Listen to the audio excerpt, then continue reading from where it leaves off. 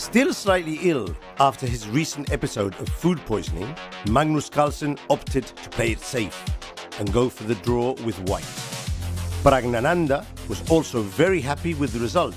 He expected a fight this afternoon. In the match for the bronze medal, Caruana took a huge step forward, defeating Avasov in the second game. With a risky opening, Caruana was able to win the exchange and with excellent technique converted the win. Both of them will join Magnus and Prag on the stage tomorrow for the exciting last day of the 2023 World Cup. Greetings from Baku. A month ago, 206 players sat down in this hall to play for this trophy, $110,000 and a chance to participate in the 2024 candidates. 1 month later, only 2 remain.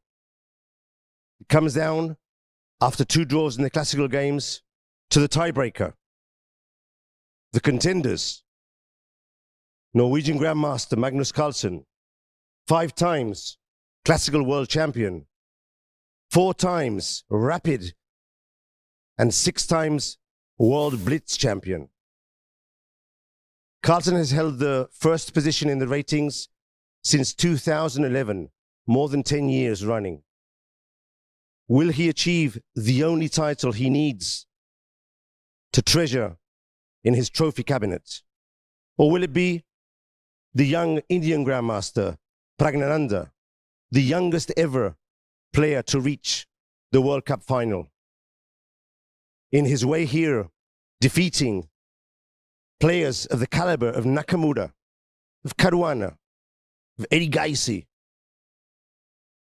He's already qualified for the candidates, but it would be amazing for him and his career and for Indian chess if he could pull this off against Carlsen. Stay tuned to our action. It's going to be fast. It's going to be furious. Don't blink. The games could finish soon.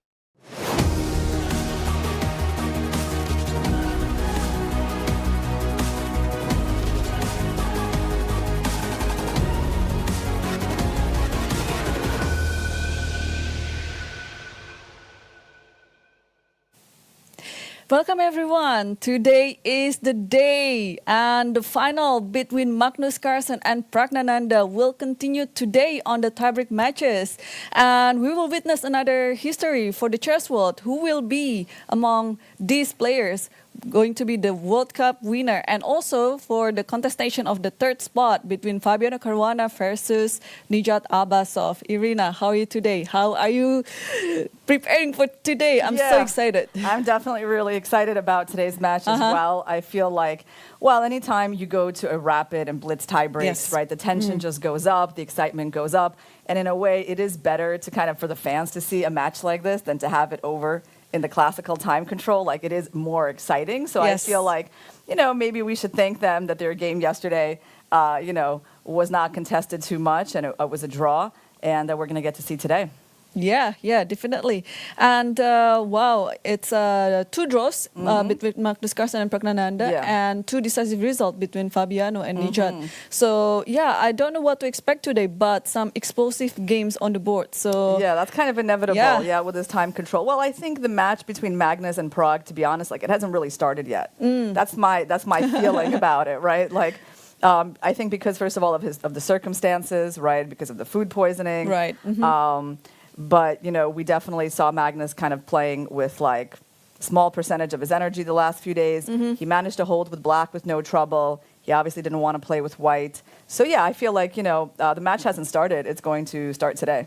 Yeah, indeed. And as we know, Magnus Carlsen is the former world rapid and blitz champion. So, well, taking the match into the tiebreak is definitely into his favor. But we also know that Pragnananda is very experienced tiebreak players here in the World Cup, winning all the tiebreak matches. And, you know, from the experiences here, when you already get to play a few tiebreaks like that, you get to know the feeling, like how it's going to be, what type of preparation do you have to do, and so on. So, wow, it's going to be a very close match, I would say. Yeah, I'll tell you an interesting observation I had yesterday. So I felt like maybe yesterday before the game, you know, he was looking better, he was smiling before the game, and I was like, oh, maybe, you know, he's feeling fine. Now we're going to see him fight as white, right? Right, yeah. Now, in his post-game interview, though, then it was like back to like, it looked like he wasn't really recovered. I mean, I don't know if you saw that, but it's like you could tell that he wasn't really recovered. And I was like, wow, what a difference. Now, maybe, you kind of have to disguise your real state before the game. Because if your opponent feels that you're not at 100%, if he feels that you don't really want to play, maybe they're going to do, more to make a fight out of it.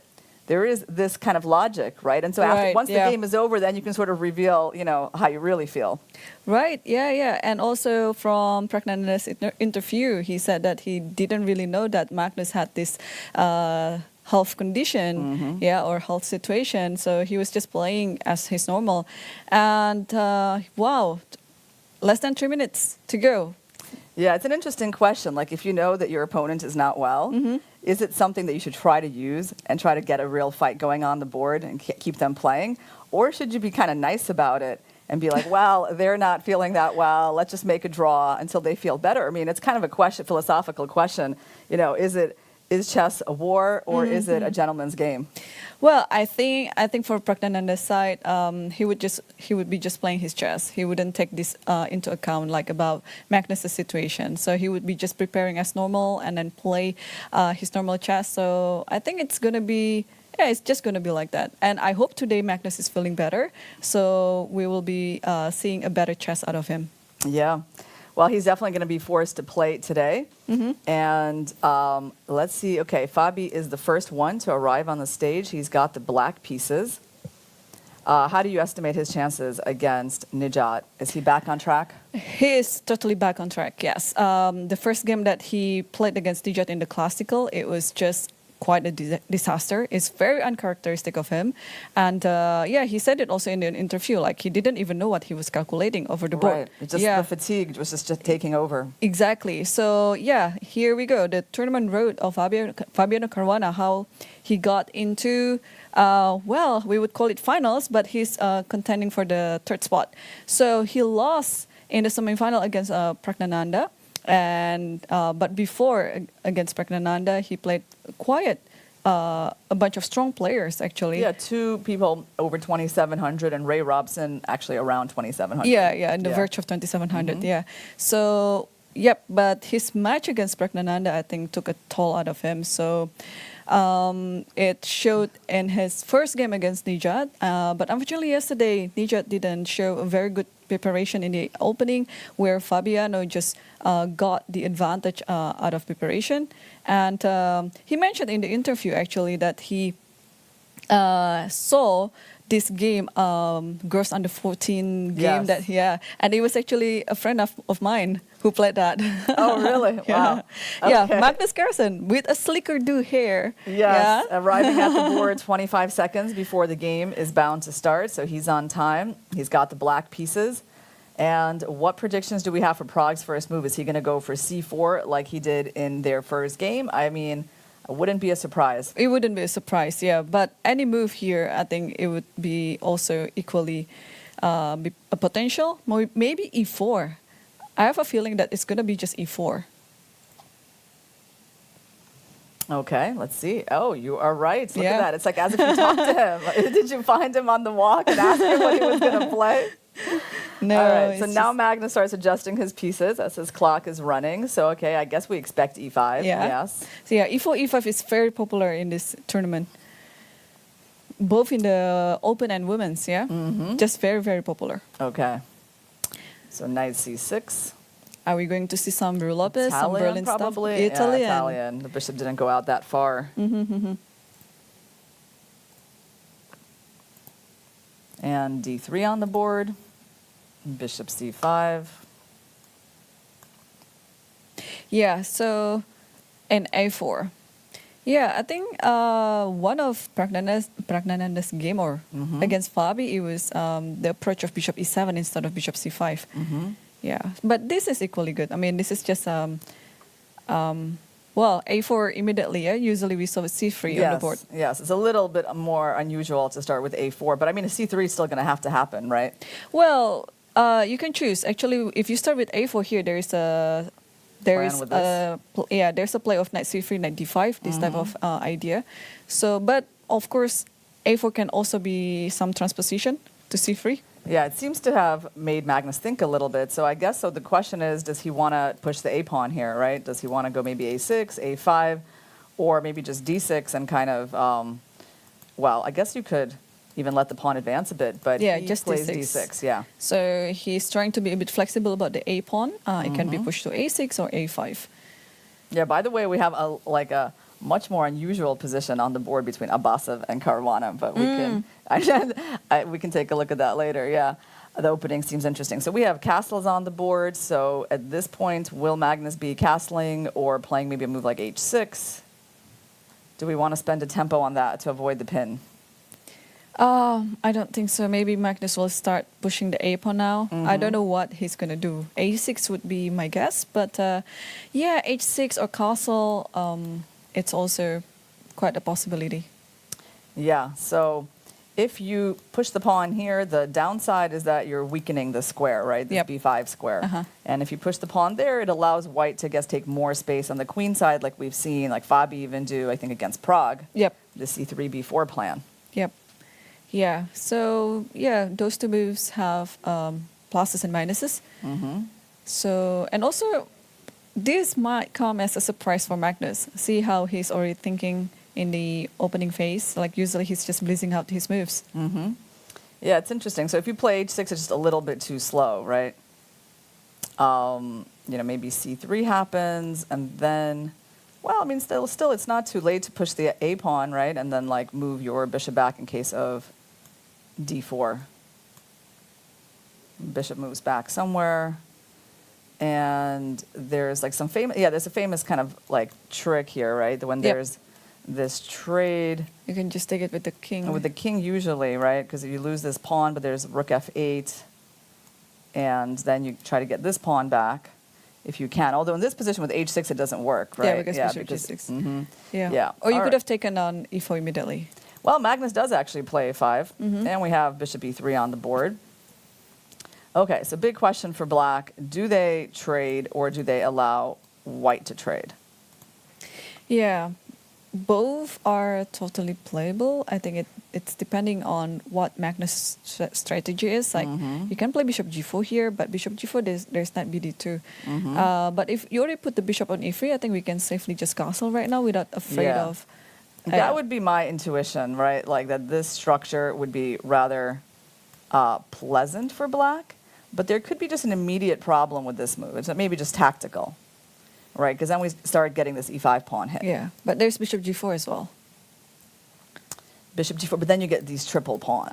You want to take I that want to just take, immediately. It's not that I'm going to win your pawn, but it's more like if you protect it, right, in some way, that this happens and then you get triple pawns. It's very ugly. So that might be the problem, actually. And I Magnus think, took on e3? Yeah, that's why he took, He took and castled. So far, Prague is playing faster than him. He's got over 25 minutes. And Magnus, he's taken his time a little bit. Knight e7. Yeah, that's a very, very typical move in these positions, right? So one of the ideas is to open up the square for the pawn. You might have ideas of d5 later. And I think that's probably the main idea of c6, right? But also, I guess you could also put your knight on g6, although I'm not so sure what it does on g6. Yeah, I think it's just going to might just stay here for a little bit. Yeah, I think you can go knight g6 later after c6 and d5. Yeah, but Maybe c6, maybe then protect the pawn, right, and then have these ideas. All right, so white to move, and Prague is finally thinking a little bit here. So what are the typical ideas here for white? And you can try to get queen the queen e1, over. queen g3. Yes, that too. And it's pretty much the attack along the f file. So you just want to move your queen, or maybe queen also goes to e2.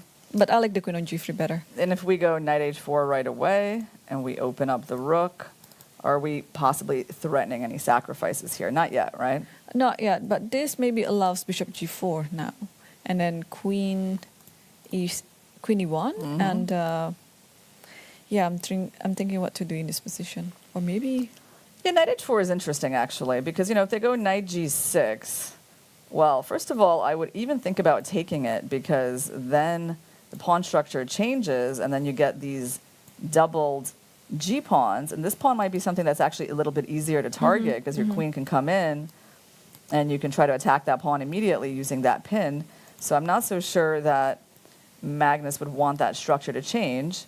In that case, though, what can he do? I mean, he could play c6. Maybe c6, actually, because I don't think that rook takes f6 is a big threat just at this moment. Black is still pretty safe.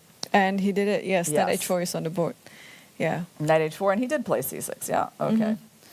So are we going to see some sacrifice right now? Yeah, I doubt it. I doubt it doubt it, because, eh? yeah, well, I don't think White's prepared enough to make rook takes f6 work. And, Black can always bring the king in front, of the knight in front of the king. But what other kind of move can we expect here? Well, we can expect, I think, queen f3 or queen e1, right? Trying to get the queen to this square regardless. Right. But those queen moves will allow d5 then, yeah? Yeah, d5 is hard to stop. I mean, unless you want to go bishop b3. Do you want to, like, withdraw? I think we Your can bishop? withdraw, yeah. Maybe bishop b3, yeah? Yeah, and then after d5 takes and possibly e4. But I don't like my pawn in the center like that. Just So, the other question is maybe Magnus is just going to be playing bishop e6. Because it seems actually like quite a decent developing move, right? I don't see the downsides of it. Because if White trades, like White has absolutely nothing. So maybe he just wants to play bishop e6 next. So for example, like if you pull the bishop away, I mean, yeah, I agree that d5 is interesting. But I would probably be tempted by this very simple move. he played queen e1, so he allows this. Okay, so he goes queen e1. Makes sense. So now if d5 happens, are we going back immediately or are we taking first? I mean, I guess we think that taking first and then bishop b3 is the idea. But if you go bishop back immediately, there's actually a point to it because maybe if you take, maybe then I can sack and get my knight here. Yep. So for example, bishop b3, and if you take, there's at least we can try this line. It's somewhat more interesting than before because the knight is more active, right? Like it still might not work, but it's a better line than before. All right, and the other thing you can do though is you can capture back with knight takes e4, and then there's actually a lot of pressure on f7 because despite our kind of ugly doubled e pawns, right, we got a lot of pressure here, and the bishop hasn't come out yet, right? Although it can come out, but maybe Black's pawns are kind of weaker than White's here. Maybe it'll be easier to attack, Right. after we trade.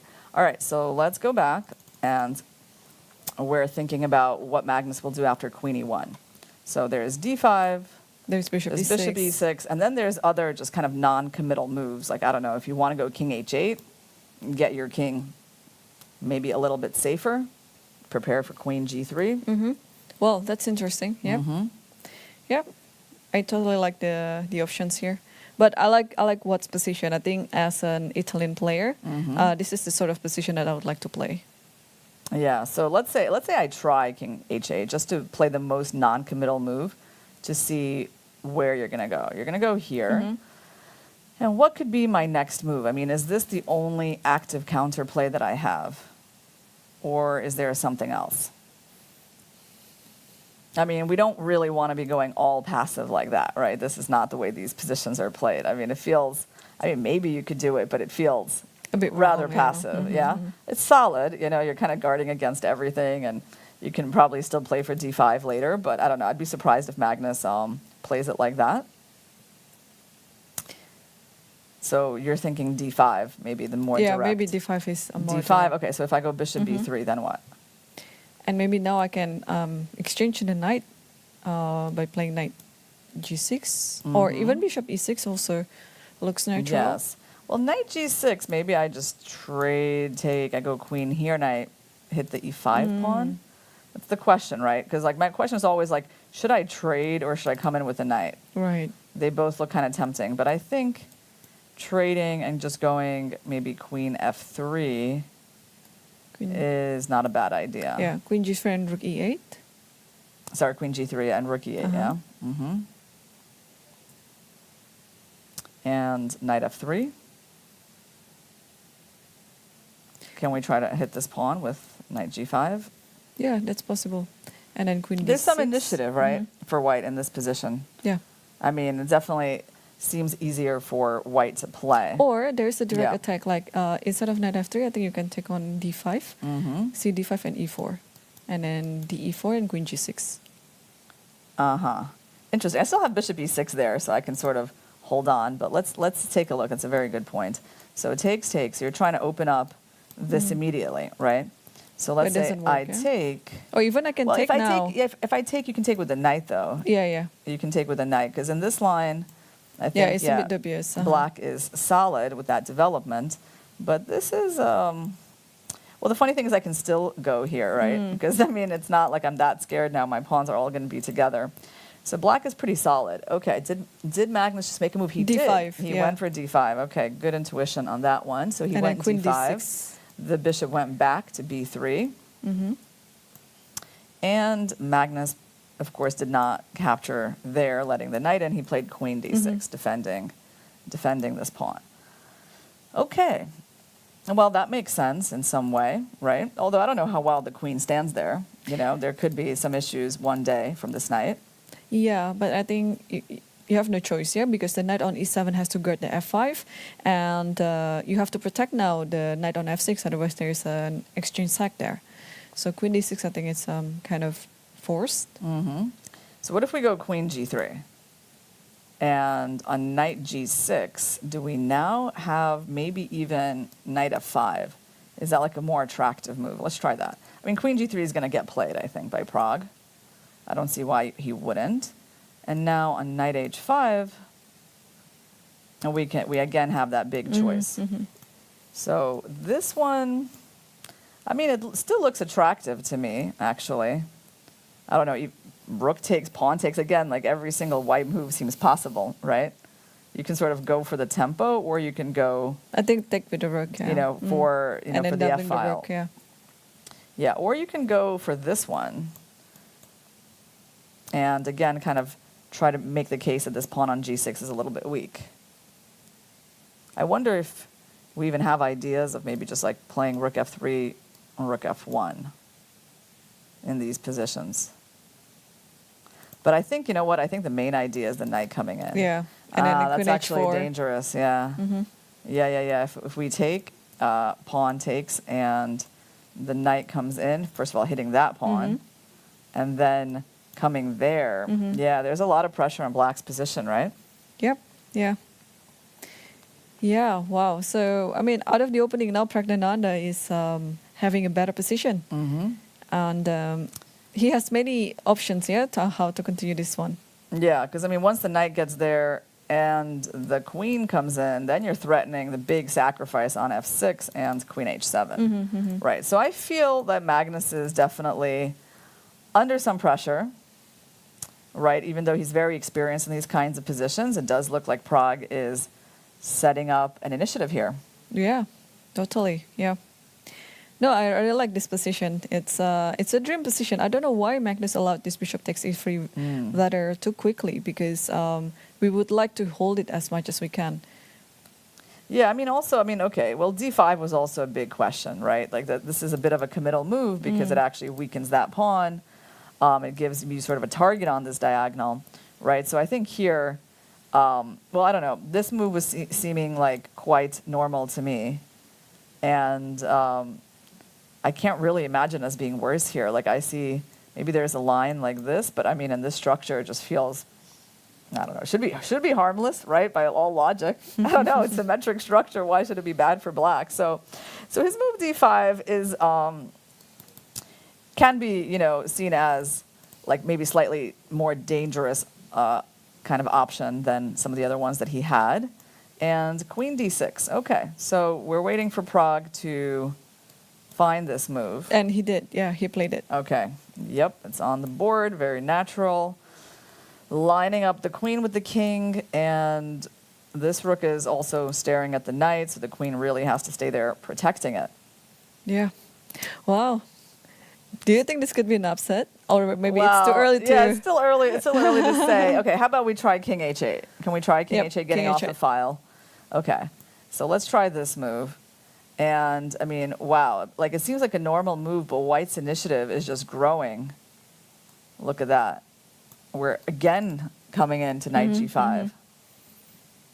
I mean, and, like, Knight E5 is also hanging. Yeah, that's... this D5 move was quite committal. Yeah. Like, because imagine he takes, right? I mean, now I think I can just play knight takes e5, and that might be game over. Yeah. And also you have this knight G6 idea. How do you stop that, right? Yeah. So, oh, you mean like once I take? Yeah, once you take... Once I take... the other knight, because it's a discovery. Yeah, that's what you're talking about. Yeah, this one. Okay, you want to win the queen. Okay. So, Magnus has to find a move here. How is he going to neutralize these pieces coming to the king side, right? It's not the position you want to find yourself in. No, this is Yeah. this is so hard to defend. And Magnus, we could see on the camera, he's just trying to be very focused because only White can play all he wants here. Okay, I have another idea for Black. I mean, like, is there any chance at all for me to try to put a pawn in f6 to try to just guard this pawn and that square? Like, for that, I would need to move this knight. You want to move it to h5? Well, h5, you're going here. And g6? And then, I don't know. That looks, g4 maybe. Yeah, that looks so scary. Yeah. I wouldn't really want to play g6. But, I mean, okay, the knight d7 looks extremely ugly, but maybe if I can get the knight here, maybe I can make this work. All right, I mean, I know you have also d4 idea. That's really annoying. Actually, like here's the problem with this move is that you're going to change plans, because now you're going to be like, oh, the queen's unprotected. And now I'm going to, instead of going for this idea, right, you're going to just start playing in the center. You're going to pressure me everywhere. Yeah. And maybe you can put the queen... No, you have to keep hanging to the pawn, yeah? Because if the queen h6, then... Can I play queen h6? Do you want to play queen h6 here? Well, I think this pawn is actually going to be kind of precious. Yeah. It's like triple pawns, but they're actually really powerful. And that f5 is coming, yeah. And the bishop and the rook, they're undeveloped. Yeah, I mean, you have some tactic based on this overload on the queen. Like, because you're actually protecting your knight here. But it's still, like, looking very dubious, right? Like, rook f4, you're almost about to lose your knight. Maybe you try something like that. I take, you take, then I take another pawn. So now I'm basically up a pawn. Magnus is twirling the pawn. Yeah. Is that the pawn? He must only have a pawn in his hand, right? Because no, there might be some other piece, but it's probably... There's no pawn. It's a bishop. It's a bishop, okay, because they traded those bishops. Yep. Yeah. Wow. No, I mean, I think he feels how unpleasant this is, and I really feel like these last two moves were kind of the culprit, like the big one, because we weren't really sure yet about this position, right? But now he gave his opponent something to really latch on to, like that e-pawn, and he knows that because he tried to defend it, but it's like the pawn is still a problem. Like, and these ideas, like the queen is not amazing on that square because of that pin. Yeah, or knight f3 is there, knight f5. Yeah, too many good moves. Yeah, I think Magnus might be underestimating his position before. Like he thought that everything is still like quite equalish and symmetrical and so on. And let's try this move, h6. How about that? Because what did he just do? Oh, he put his knight on h5. Okay, he put his knight on h5. And what's going to happen after queen up? Maybe he's just trying to remove the queen from this diagonal. And do you think like after queen g5, then knight back to f6? Yeah, I think so. I mean, you're basically saying like, is he going to defend it like that or move back? Because he doesn't have any other choices, right? Yeah, he doesn't. So I think he's probably going to move back because this feels a little shaky, but I mean, maybe you can go g6, f6, right? Yeah, so I was just thinking if you play g6 and then g4, then you can play f6 maybe, yeah? And then pull the knight back. Okay, this is interesting. So maybe no, in that case, you can just take on g4 with the bishop. Yes. You mean like, yeah, well, white can't go all aggressive like that because f6, and then this pawn is going to hang and black is completely fine. Yeah, so after g6, knight f5? Or what? Knight f5 threatens this knight, yeah? It's actually kind of interesting, but knight f5 is interesting, yeah? And then you push it to f6 and have a better position? Yeah, it's an interesting move. There's a lot of tactics, right? Like, for example, if, I don't know, if f6. No, you have to take first because the queen is hanging. Oh, sorry, yeah. Magnus made a move. Oh, no, I think Prague made a move. Queen g4. Queen g5 is on the Queen board. g5. Yeah, and now we're going to see how Magnus wants to defend this knight, whether it's just going back. And that makes sense, right? It makes sense because he got the queen off that square on g3, and he also is like stopping that. And then maybe he wants to just go h6. Yeah, it does make sense. But he went for g6. Oh, he went for g6. Yeah, it's more natural to to play such a move. Okay. So we were looking at this move. Yeah, you're attacking the queen, so we have to make some sort of a trade. So you take it with the bishop or the knight?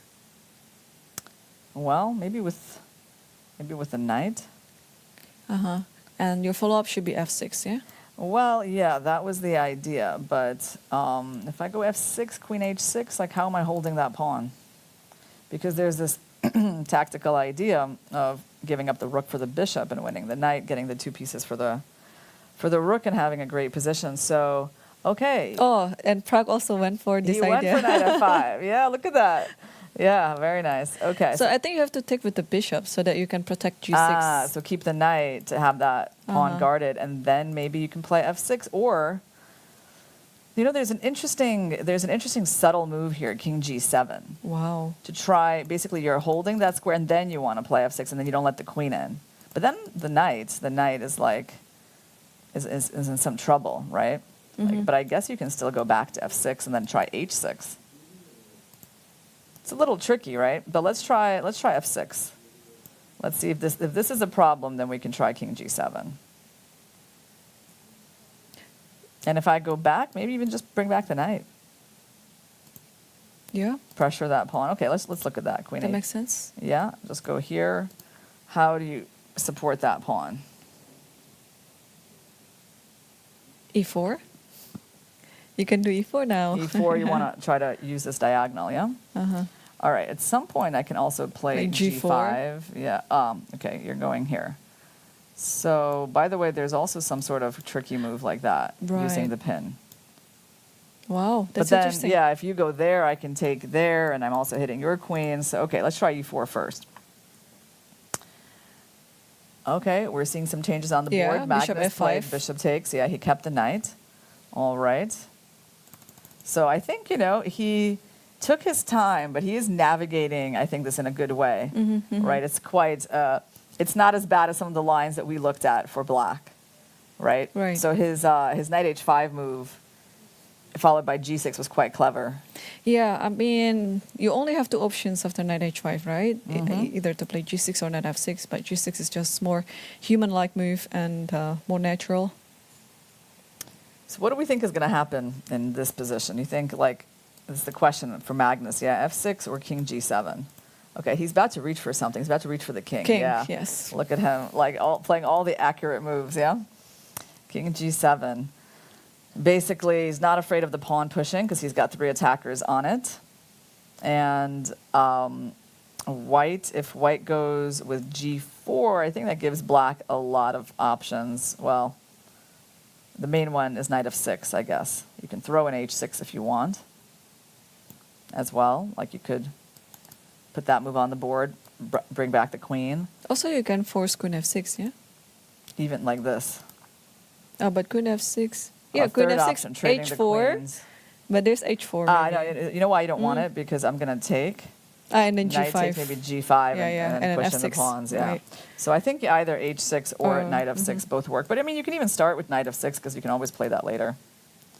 So g4 is not that dangerous. So Prague needs to come up with something else here. Meanwhile, what is black's idea? I mean, is the idea just to pull back the knight, or are we starting to maybe have some eventual ideas of taking the pawn? I don't know, rook takes, and then do we have some kind of attack on your queen? Maybe not yet, right? But Yeah, maybe not yet. Well, if you don't really do anything, I like Mm-hmm. to just clarify the situation by playing queen f6, attacking both your queen and the pawn. Yeah.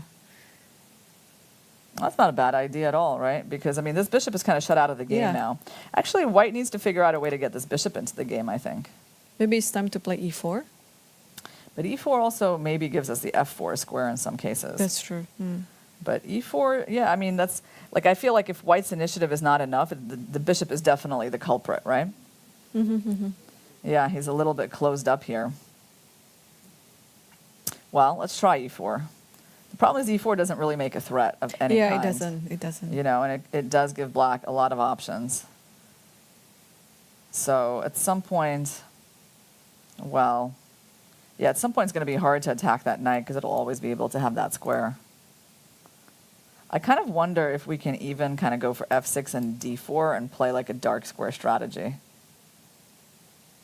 Interesting. Yeah, but that bishop is not really a good bishop right now. There could be a strategy, but why giving that bishop something to shoot on? Well, I don't know. It's interesting. So let's try it. Like f6, let's say you go back. Can I just play d4? Yeah, I mean, it does open up your bishop, right? And doesn't really give me any particular benefits. Yeah, and also giving up the c4 square maybe for the knight. knight. Yeah, I agree. So probably pushing is like premature. Yeah, it's not a great idea. Opens up your pieces too much. Okay, so I would just have to figure out something else here. So does black want h6 or does black want f6? Because I can also just, how about I just play like knight f6? Doesn't that look really solid? Yeah, looking good. Okay, does white have time to double up the rook? Or I don't think so. There's h6 and g5 maybe, yeah? Well, you can try. I think you can try it, like rook f2. Rook f2, h6. h6, queen g3.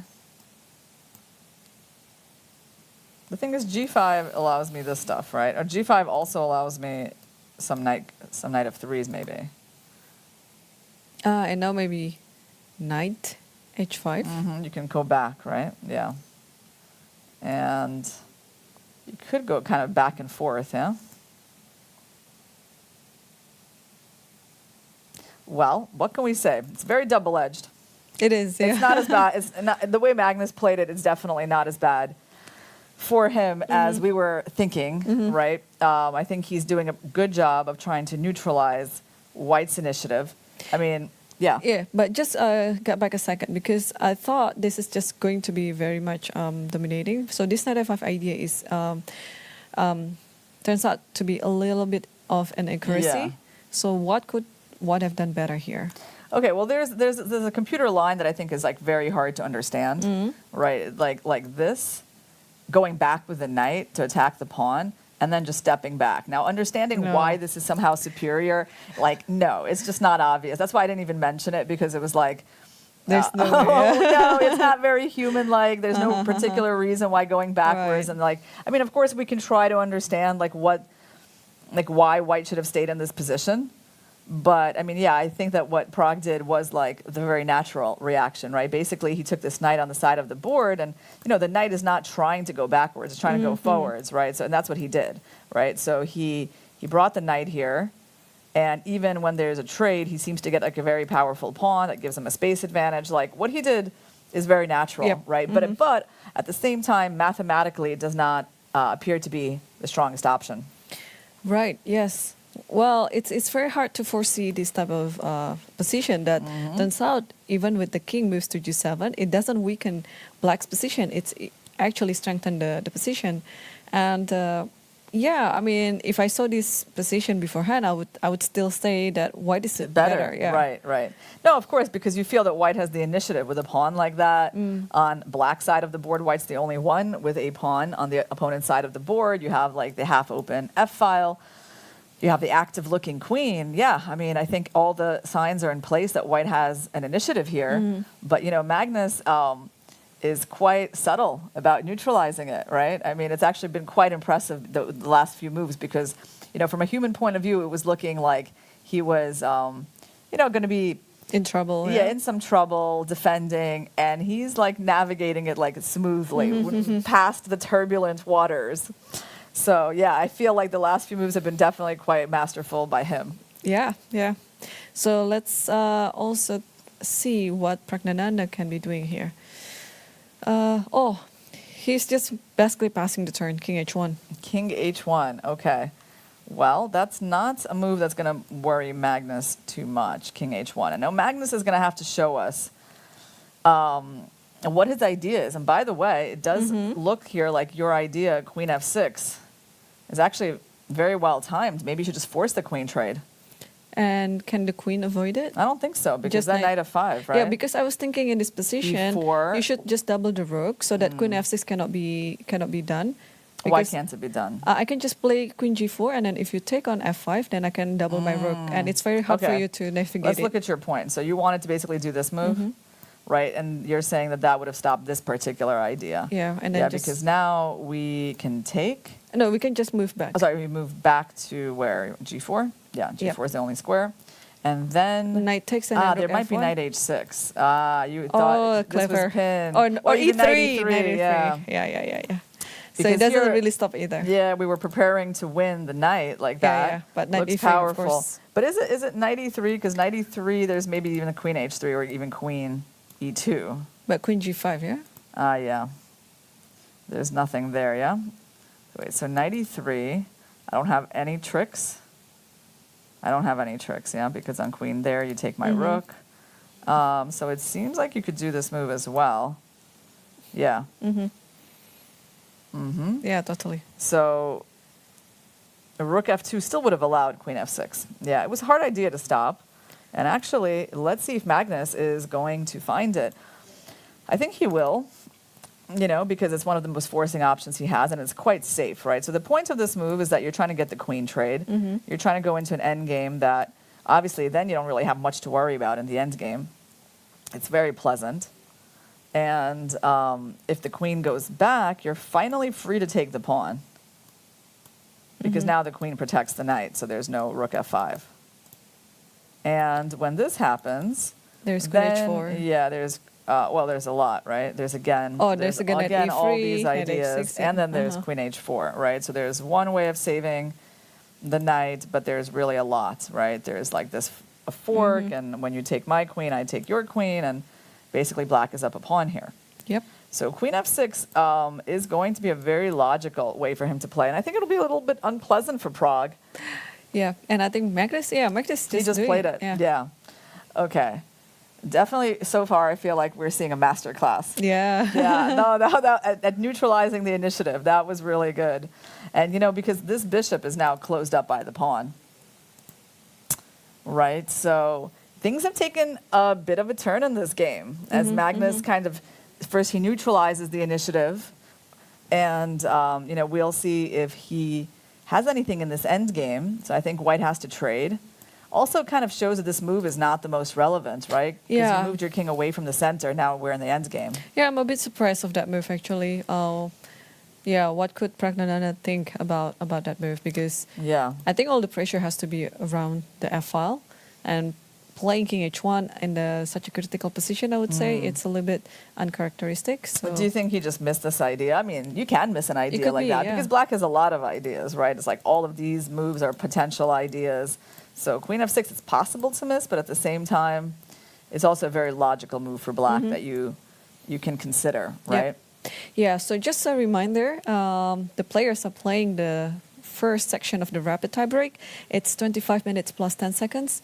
And after 2 games, if the match is still tight, and they will keep continuing to the next rapid tiebreak, that is 10 minutes plus 10 seconds. So how many games do you think will they be playing today? Oh, I don't know. It depends on how Magnus does in this one. I mean, if he manages to win, right, it could be a short match. But, it's funny because there's an absolutely fascinating position on the board between Abbasov and Caruana. But I feel like we might get killed if we switch to that game. So we're not going to do that. But it does look like a very interesting game. Okay, we got a queen trade on the board.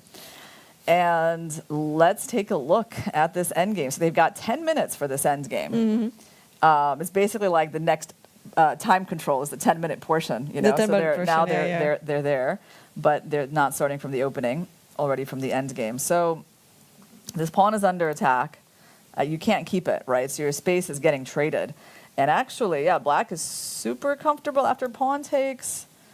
Takes with the H pawn, and the only thing I can see that could be wrong with that is like, could this pawn get hit with a knight? But it's not really, because we always have knight d7 in the worst case, right? Like if you move here, I mean, we A, have that move, but B, if we didn't want to change anything, we have that move, and that is also perfectly pleasant, right? So, yeah, Prague makes the trade, and now we expect Magnus to capture it with the H pawn towards the center. Yeah. So now we're going to get to see endgame technique in action. Wow, yeah, I think it's going to be very instructive now. I mean, so far, all of Magnus's endgames, and the ones that he won, have been quite instructive, yeah? Well, I have to say, so here are Black's advantages in this position. Black's number one advantage is space. So these center pawns against these guys.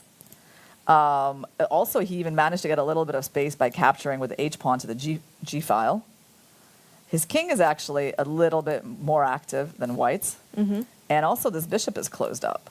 So, you know, that's a number of advantages. It doesn't, I mean, White doesn't really have any weaknesses. That's the plus side of White's position. White has this like rook on the semi-open file. But I would say that it's quite unpleasant to play as White. Yeah, I think the major reason why Black is better here is just because of the bishop. Imagine if that bishop is replaced by the knight on c3. Well, Black would still be slightly better, but it's not going to be very much, because then the knight can reroute. In this type of position, this is almost like a closed position, and the bishop is not doing anything over there. Then, I think we have e4 on the board. Yeah, I think it's a good idea. You know, he's trying to open up the bishop. Yeah, but then you have like a weak pawn on e4. A weak pawn on e4 until the end. So yeah, there's some. Yeah, Pragnanda has to force some matters, because otherwise the bishop cannot be closed up permanently like that. And Magnus took on e4, so he actually made that decision really fast. He had other moves, but I guess he was just tempted by the idea of this pawn being weak. And then some rook d8. I mean, in this position, okay, at some theoretical level, there's a knight c4 idea. Could be useful somewhere. And I would say, okay, it's good for Prague that he managed to open up the bishop, because there's more pressure on f7. So now, what kind of move could we expect from Black? Rook a d8. Rook a d8 is the obvious one. Also, knight d7 to try to go to c5 is kind of attractive. Can we try? Okay, so either we're attacking their knight, or we're trying to reroute this knight off of the f file. So let's try that. Or am I going to run into some sort of knight c4, where you try not to let me move? No, knight c4 is fine. I think you can just play f6, right? And then you still have this knight c5 idea. Good point. Yeah. So I think knight c4, I have a few different moves, but your f6 makes sense. And protecting the pawn and getting ready to go knight c5, yeah? Seems logical. All right, so I think that's another big decision for Magnus.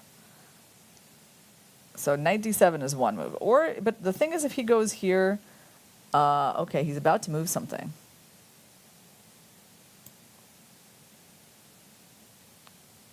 And he has to, because he has 8 minutes on the clock, and they have to start playing faster.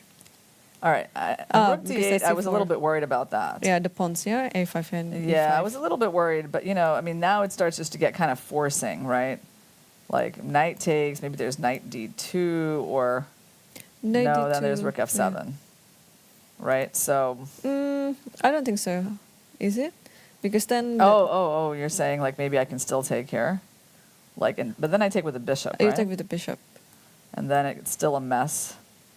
As somehow I'm holding my pieces here. Yeah.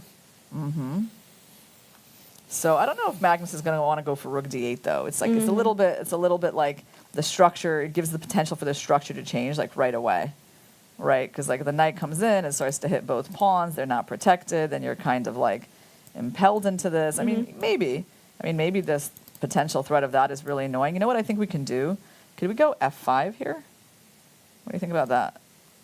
Why not f6? You're hitting Maybe that f6 as well. one. Yeah. Yeah. Okay. Yeah, it's possible. But f6 maybe that one, yeah? And yeah, stopping knight d2. And rook e1 is coming. Yeah. And if we play f5, you might still want to go knight c4, I think. Yeah. So, you know, white is kind of holding on in these positions. But he played rook a8. He played rook a d8. Okay. Just human move. yeah. Attacking the knight was too attractive. Yeah. Yeah. All right. So we're going to see if Prague plays knight c4, or if he prefers like somehow defending this knight and keeping the knight protecting the pawn. I don't think defending is an option for Prague here. He has to play knight c4. Do you think he's going to go active? Yeah.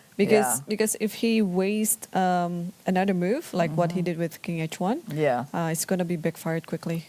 Okay, so you're thinking we're going to see this. Yeah, we're going to see knight c4. And then does Magnus have options, or taking this pawn is really the big one? I feel like taking the pawn is the whole point, isn't it?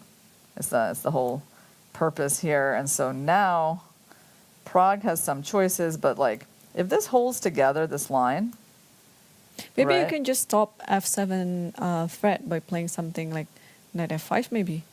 Yeah, you do have that move. You do have that. It's kind of an active move. It's too bad that, you know, like, for example, instead of like a knight here, we don't have a bishop. Would be nice, right? Because then we could set up these beautiful checkmates. But at the moment, actually, this isn't really a threat. But it's an idea. It's an idea. It's an idea. You can sort of try to get that fork. All right. Well, we got some moves on the board. Oh, he did rook f2. He did rook f2. Okay. Well, that's not necessarily a bad move. It's just a different move. Yeah. Okay, so he goes rook f2, and that does mean, though, what it means is that this knight is not moving, but it also means that he's trying to play this. That's the point. So there is some activity involved in playing this move. He wants to attack the knight and then this pawn. So Magnus has to prepare for that. What's he going to do? He can't really... Can he move this knight? But if he moves it, then there's no pressure on the pawn. Yeah, he can move it to g4, just not to have any attack on the f file. And then once the rook goes to e2, then maybe he can even double up on the d file. Because whenever you play this h3, you know, I can always play my knight to f6 and h5 and have this f4 and g3 idea. Yeah, that's your idea. Okay, so, but the problem is, like, if I go here, if I go knight, rook e, so which move do you want to play? Like rook somewhere? But the thing is, it's hard to double. It's kind of hard to double, right? Maybe rook d4? Rook d4, yeah, let's do it. For rook d4, I have knight f3. So maybe rook d7? But rook d7, you're going to really find this move, I think, knight c4 a little bit annoying. Or are you just going to double up and try to mate me on the d file? I'd like to try. You would like to try these attacks, yeah? But maybe you have to play h3 at the end anyway. Yeah, I mean, okay, like let's say you go here, I probably play h3. You go, okay, we're seeing some action, and Magnus has chosen a move. So he has gone for rook d4. Okay. Rook here, and wow, so knight g8. And we have a result on the game between Abasov versus Caruana. Looks like black won. Black won, yes, and it was a very dominating attack. It looks beautiful. It looks so beautiful. I'm so sad that we never got to see it because I mean, like from the purely chess point of view, that game looks like very exciting. But you know, we know that the match for first place is what everyone is interested in seeing. So we don't want to miss any details in this game. So yeah, I think we got to stick with it. But we can admire Fabi's accomplishment later. Yeah. So he brought his knight back to g8 to guard the knight on f6. So this is kind of interesting, right? It's a little bit passive. He's tied down here, but it's blockading the I attack. kind of wonder, like, what does he even want? Like, because he can't move anything, right? As black, so like how's he moving any pieces here? Oh well, I think you just want to double the rook, and at some point you play b5. Try to undermine c4, but also attacking the fourth rank. This is coming, you think? Yeah, that's coming, and b5 is also coming. I think that's those are two main ideas by black. All right, so white played c3, kicking the rook back, And then white went rook e2 to free the knight to go to c4. And now Magnus is thinking.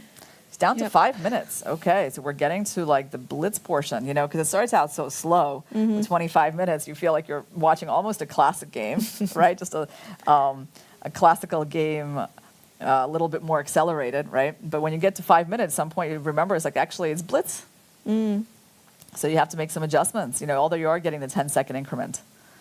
Right. So now how does black prepare for this knight c4? How does black prepare for this move, which is going to hit 2 pawns? Did he chose something? He played some rook Yeah, move. and it wasn't b5. Oh, which- rook e7. Yeah, he went for rook e7. So what's his idea? Like after knight c4 attacking a5, what are you going to do about it?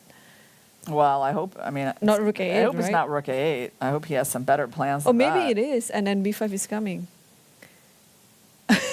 I know, hard to believe. Yeah, but, no, I mean, I'm a little surprised how this is going. I mean, I feel like, okay, Prague has kept everything together, and like for some reason, these pieces are still pretty passive, so nothing terrible has happened to white. I guess Magnus is really putting all his hopes on like the long-term weakness of the e4 pawn, but for the moment, it doesn't look like. Look at his pieces even, right? Like nobody's making any threats. So probably Prague's position is under less pressure than it was when we first entered this endgame. Right. Wow. Okay. So Knight c4, Knight c4. That's what the move we're definitely expecting by Prague. What could he not like? Is there some sort of b5, knight a5? I mean, like rook c7 to try to trap the knight after rook a8? That looks like such a crazy line. that is, yeah. Could Magnus really be planning b5? Knight here, and now the next pawn is under attack. Now you got to guard it, and now you want to win the knight. I mean, it seems surprising because there's so many moves. There's even bishop c2 and b4. Before. Like I don't really see why would Magnus go for this? You know what I mean? Like from what he had. So I don't know. I'm a little surprised, by how Magnus has handled this. Yeah, but maybe also. Oh, he didn't play knight c4. All right, What did knight he do? c4 was not played. Okay. Bishop c2. Bishop c2. Well, that gives us a chance to at least play b5, right? And I think that Magnus should probably take his chance to play that pawn move, but he's reaching for something else. Knight d7. Okay. Makes sense, actually, as well. And now on knight c4, how's he handling the attack on the pawn? b6 looks weird. So it actually might be, you know what, it might be rook 8 and then b5. Because I think you have to play these moves at some point. Like you can't just let the knight stay on c4 forever. So like if this move happens, okay, I think he finally put the knight there. Yeah, and rook a8. Rook a8, yeah. You just now this makes sense. Okay, he wants to play b5 to challenge that knight. Okay, it's like a balanced position. Perhaps this knight will finally come out to f6 from g8. All right, both players under 5 minutes. Yeah, we're getting to the exciting portion of this game. So far, we've had a lot of maneuvering. Yeah. Yeah, I mean, you have to maneuver with these knights. Yeah, trying to put them onto the best square. So far, knight g8 is not doing the job, but it will come. It will come to f6 and e4. E4 will always be Another the important target. point is like when b5 happens, we're going to have knight d6. So we do have like some sort of active move plans, like hitting both pawns. So I'm not sure. I don't think Magnus can play this move just yet. Because after trade, knight comes in, we're hitting 2 pawns, right? No, you're hitting just the b5 Oh, I'm because sorry. f7 is... Yeah. You know what? I was used to the rook being here. I was like, oh, we have this attack 3 times. No, the rook is here. You're right. So actually b5 is a possibility already. Yeah, but what after like take 6, like what you said, knight d6, how to protect this pawn? How to protect the b pawn? I mean, You just play should we rook just keep- b8 or b4? Or b4. Yeah, like, okay, so as an example, let's like pass the turn for white. Let's play this move. b5, pawn takes, and to answer the question, how do we guard this pawn? I think if you play b4, then I can just play bishop b3 back, right? Yes. I mean, Or takes first and then bishop b3. yeah, something like that, and come back, attack this pawn, and And that Well, is I a think- very You think so? Yeah. because if I it's play gonna be a very F6 strong bishop. Yeah, it's a little passive. Like overall, like Yeah. playing like this is just passive with this knight. Yeah. So Prague did something. okay, he played G4. G4. Okay. Wow. Wow, that move is very committal. It is, yeah. You know, I mean, pawns don't move backwards. Once you committed here, like the obvious square that becomes weak is F4. Magnus might be very happy to see that move because now if the knight comes out, he attacks the pawn. And obviously, if the pawn moves forward, he gets to go to that outpost. So Prague must be planning on knight here. He must be planning to defend this pawn in some other way. H3. H3, right? But then he kind of, okay, Magnus did something different. F6. Oh, wow. He really played F6, huh? Oh, I think I know. You just want to reroute your knight to G6 and F4. So knight F8, knight G6, and knight F4. But what is this knight going to do? I was hoping that he would finally do something for that knight. Like, this knight was not my... I mean, it's a nice square for sure. Sorry, but... oh, rook G2 is on the board. Rook G2 is played by Prague, and is he trying to prepare G5? Oh, yeah, that's true. Because you cannot play Yeah. G5 now, knight E3 and then F5. Okay, this was quite strange Yeah, to me. that's- Like I that's feel like strange. this knight is being mistreated, locked up in the corner on G8 for a little bit too long. All right, so White wants to go G5, break up those pawns. I mean, I don't know if G5 is like a huge threat. Maybe he wants to go, but I mean that seems to be what Rook G2 is showing us, right? Mm-hmm. All right, so Magnus. Now they're under 4 minutes. Yeah, I don't know how this is going to be because this is still pretty much a 3-result game. And after G5, you're undermining Yeah, this E5. so maybe my knight needs to come out and try to go to F7. If you go here, can I go to knight F7? Or am I just... takes and then rook G1. Yeah, and then I was gonna like defend my pawn with knight H8 or something. Or that looks pretty ugly. But I mean, was this kind of holding? I mean, the knight was on G8. It's kind of funny to put him on H8, but we might be like getting a little too passive, right? As these pawns. And knight D6 coming. And Yeah. So yeah, unfortunately, you can't even do that because knight D6, knight F5 wins. Okay, well, there could be a better move than knight H8, maybe G5, because if you go here, there's rook H8. Yeah, but then- you can just play knight E3, knight yeah, F5. Yeah, weakening those squares, yeah? Okay. Yeah, so he played, what did he play? He did play knight H6. Knight H6. Yeah, knight H6 is on the board. And after G5, well, you know what? Perhaps he should take, and then maybe play knight F7. At least he gets a tempo like that. That's better than playing knight F7 right away. Yeah, it's definitely. It's basically like an extra tempo. Yep. So if G5, we take first, then we go knight F7. And then rook's going to go back to G3. G3 and or then G2. how do we get ready for this move, or is it still not a big deal? And there is also rook E6. Right. You also have this way of guarding. So everything still seems okay for Yeah, him. so yep, Magnus took. this is happening. And then knight Rook takes F7. G5 on the board and knight F7. Okay. So, you know, there's still tension in this game. Nothing Yeah. has been decided. I mean, but basically it seems equal. That's the point, right? Like now, you know, both sides, basically it's been good for Prague that the G pawn got traded for the F pawn. We should say that because, you know, he traded off a more centralized pawn.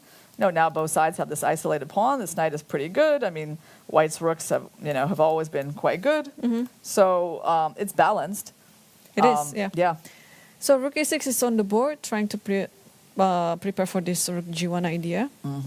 And now it's time for black letter to move around with the knight. But yeah, I like to put this bishop on D1 actually. Yeah. How do we improve the black knights? Like, how do we improve this knight? It's not easy. Like putting him there. I mean, he was just there, so it doesn't do anything. You can't going there. Trading for the white knight. What do you think? Or is there going to be too many problems on the D file to do that? You might be able to do that, but yes, I think if you exchange the knight with the other knight, it will be better for black. So yeah, I think black can totally do that. knight d6. If you play rook d1, just take. D1, you But take. there's bishop b3. Yeah, and also like my rook just seems very Yeah, active. bishop b3. I don't know. I mean, that's the question for me. Is the big question is like what black is doing with these knights. They're not so bad, but like, you want to try to make progress with them. The other big question for me, like, is this still an idea? Should we get rid of this knight so we can finally move this rook? Well, that's another big one. So right now, Prague is on the move. He's been thinking for over a minute. Yeah. He's under 2 minutes now. Yeah, he's under 2 minutes. So this is already Dangerous situation to be in against Carlsen, giving up that more than 1 minute advantage. right. But also the position is not easy, so that's why. It's a tricky position for both sides, absolutely. So he Rook put rook d2. d2. Okay. So he gets off the g-pawn and starts to target the knight. Very logical. Rook f6. And Magnus, and it's amazing how fast he is, right? Like, how did he see this move so quickly? Okay, I mean, there's lots of things that you could do, but he just activates the rook and basically challenges, uses the tempo on this rook. That was instant. But I guess he was thinking. Yeah, he was thinking during Prague's time. I mean, Yeah. also rook d2 is kind of natural. You just want to keep attacking some of the pieces. Yeah. Yeah. Yeah, so, I mean, this game... Okay, make a prediction. Make a prediction? I don't know. I'm going to predict a draw. That's a safe prediction. Yeah. But I mean, honestly, like when you get down to a minute, absolutely anything can happen. So I want our viewers to understand that like the time situation that Prague is in is unpleasant. Magnus having 3 minutes against less than 1 minute. I mean, okay. I mean, Magnus can also win, but right now he's not winning on the board. But actually, maybe Magnus winning is not a bad prediction either, just because of the time situation. Yeah, so, well, the position is still equal, but judging from the time situation, Magnus is in a very good favor. Yeah, no, he seems to have like transitioned to this blitz mode pretty easily, but right now his position is balanced.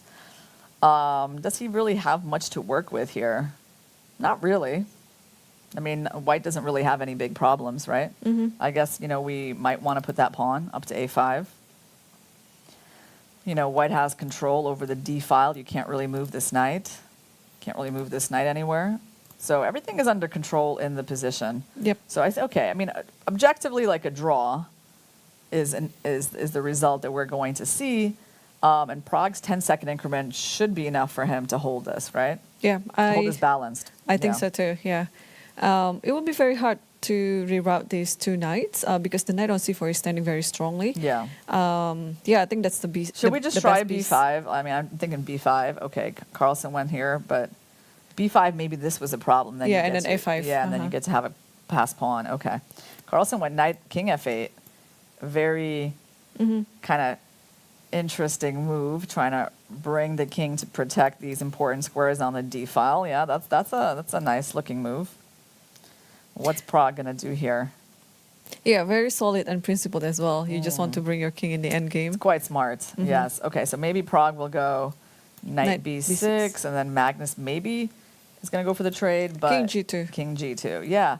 No, I don't know. I'm starting to feel like, when I see moves like king f8, king e7, I'm starting to see Magnus's concept here and like how things could be a little bit unpleasant. But a5 is a good move. a5 is a good move. Yeah. And I mean, so far, white has a better position on the queen side. So maybe, Prague is just using that fact.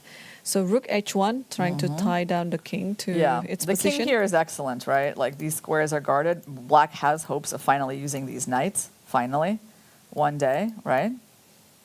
Yeah. That can actually move. Okay, we can see that this is unpleasant. Prague is under 20 seconds. Yeah. Prague has to play faster now. I think Magnus has just transitioned way better to like the fact that this is going down to blitz. Because you see how he just speeded up, right? And he continues to play fast, and he's just kind of, seizing the initiative here, right? Like right now, exactly. The knight came in. Now there's a fork threatened, and king king has to g1. move again. Yes. Yeah. Well, I think it's because black has a clear idea on what to do in this position compared to white's. And we see it now. It's going to be very, very like in the blitz mode. Like Okay, Prague's rook is under attack. He has to move it away. He moved to d2, rook h3. Like, look how fast Magnus is playing his moves. He just doesn't even want to give him a chance to breathe, actually. That's what I mean. Like, he could take a bit of time. on these moves. I guess this one is fairly obvious. He wants to kind of use the third rank, maybe have ideas of rook c3. a6, what is that? Why is he doing that? Why did he just do that? Did he just give up the pawn? He did. He just gave up a pawn, and I'm not sure why. I have no idea why that move just happened. Okay, because he wants to get this pawn. But the thing is, like, first of all, there's rook c3. There's rook c3. That's one idea. And also in this position, there's also ideas of even the knight coming in with all those fork threats. So I don't know. No, this is too loose. I mean, like, it's not a position when you're sacrificing a pawn, actually. Yeah. Okay. All right. Magnus went for knight g5 was stronger, but Magnus went for this. Knight a5, and now knight g5. Yep, played instantly. Now the knights are coming in. Look at those beautiful knights. Wow. Look at that attack coming in. Right, and the king is in the metinette. Yeah. He was merciless in this part. Did you feel that? Yeah, I mean, did you feel like how he just went on the attack and he started playing so confidently? He knew he had to use Prague's clock against him. All right. So now, what do we do? How do we... Well, black is still up a pawn. I mean, I don't know. This is obviously still a nice advantage for him, but maybe it's not the most... I mean, it's incisive. He might want to take a little bit of time here. Yeah, I think he would like this to, is still to a keep the very rook on the good board. move, right? Like, this is still... I mean, chances to win, I guess, are pretty good here. I mean, he's just up a pawn. You'd think that he has, like, excellent chances to win this position. Yeah, but he went for something more incisive. Yeah, I think he would like to keep the rook on the board. Yeah, he went for knight g to h3. Is he going on the attack? So we probably have to go here. King f1, rook f3. Yeah, are there checkmate threats, like, on the back rank? There kind of are, aren't there? Yeah, yeah. There's like rook a3, and there's a checkmate threat with rook a4, and also this is incredibly a back rank checkmate. Yeah, it is. It is, because the king is completely limited by the knights. Oh man! Wow, and Prague just doesn't have time to think about everything. Yeah, that's checkmate on the back. So that's a check. No, hold on, he took with a knight. It's a check. King f6, king f6, and wow. that's it. Wow! So Magnus won the first game, and in a completely equal position. And but that was so good. That was so good. You have to appreciate. You know, when you see this live, it's such a different experience from just watching, downloading the game afterwards and seeing the moves, right? Because you see, like it feels like it was easy, but it wasn't that easy. There were so many masterful things that he had to do to win this end game. Yeah, and also, I mean, Prague has every reason to think longer, because the position itself is not easy for White, even though White had a better position out of the opening. But Magnus Carlsen just, with his masterclass, neutralizing all the attack and won. I got such a good game. Feeling about his position when I saw King f8, King e7. Yep. It's just like, if you can think of these moves so quickly and so, like it comes easily to him, when you see that, you start to feel like, okay, he's like, the maestro is taking over. Right.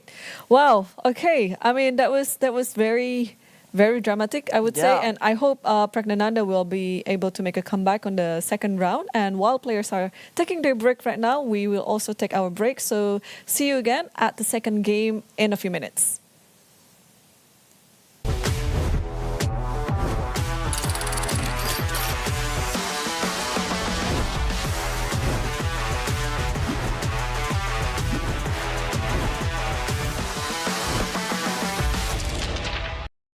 Azərbaycanın təbiətindən, Naxçıvanın torpağından süzülərək gələn təbii suyun sirri, Sirab. Her damlasında hayat var. FIDE World Rapid Team Championship 2023 inaugural edition is hosted by Düsseldorf, Germany, August 25th to August 28th, 2023. Brand new format, star lineup featuring world champions Vishwanathan Anand, Vladimir Kramnik, Hu Yifan, Alexandra Kostyuk, world number 5 Jan Nepomniachtchi, world number 8 Wesley So, world number 10 Richard Rapport, and many others. Record prize fund of 250,000 euros. Don't miss it. Watch unique event visiting Rheinterrasse Düsseldorf or live on FIDE YouTube.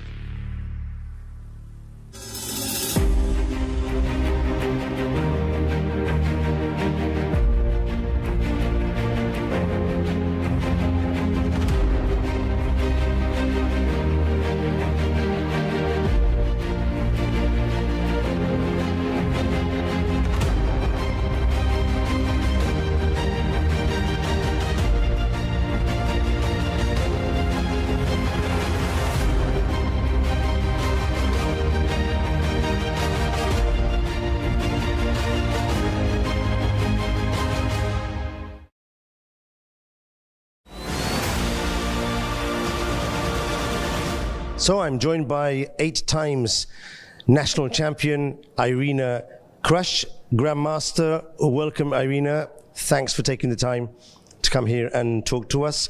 So you played here in the World Cup, the first 3 rounds, but on the 3rd round you were defeated by Polina Shuvalova. Tell us about your adventure here as a player. Yeah, well, I got knocked out in round 3. I played one bad game with the white pieces, and then it was over, right? So there was no chance for a comeback. It was just kind of a sudden end, and then I had to get ready for my role as commentator. What's your best qualification in a World Cup? Wow, I mean, you know, I feel, well, it used to be a little bit different because you used to start from round 1, right? So you had to kind of go through a few of them.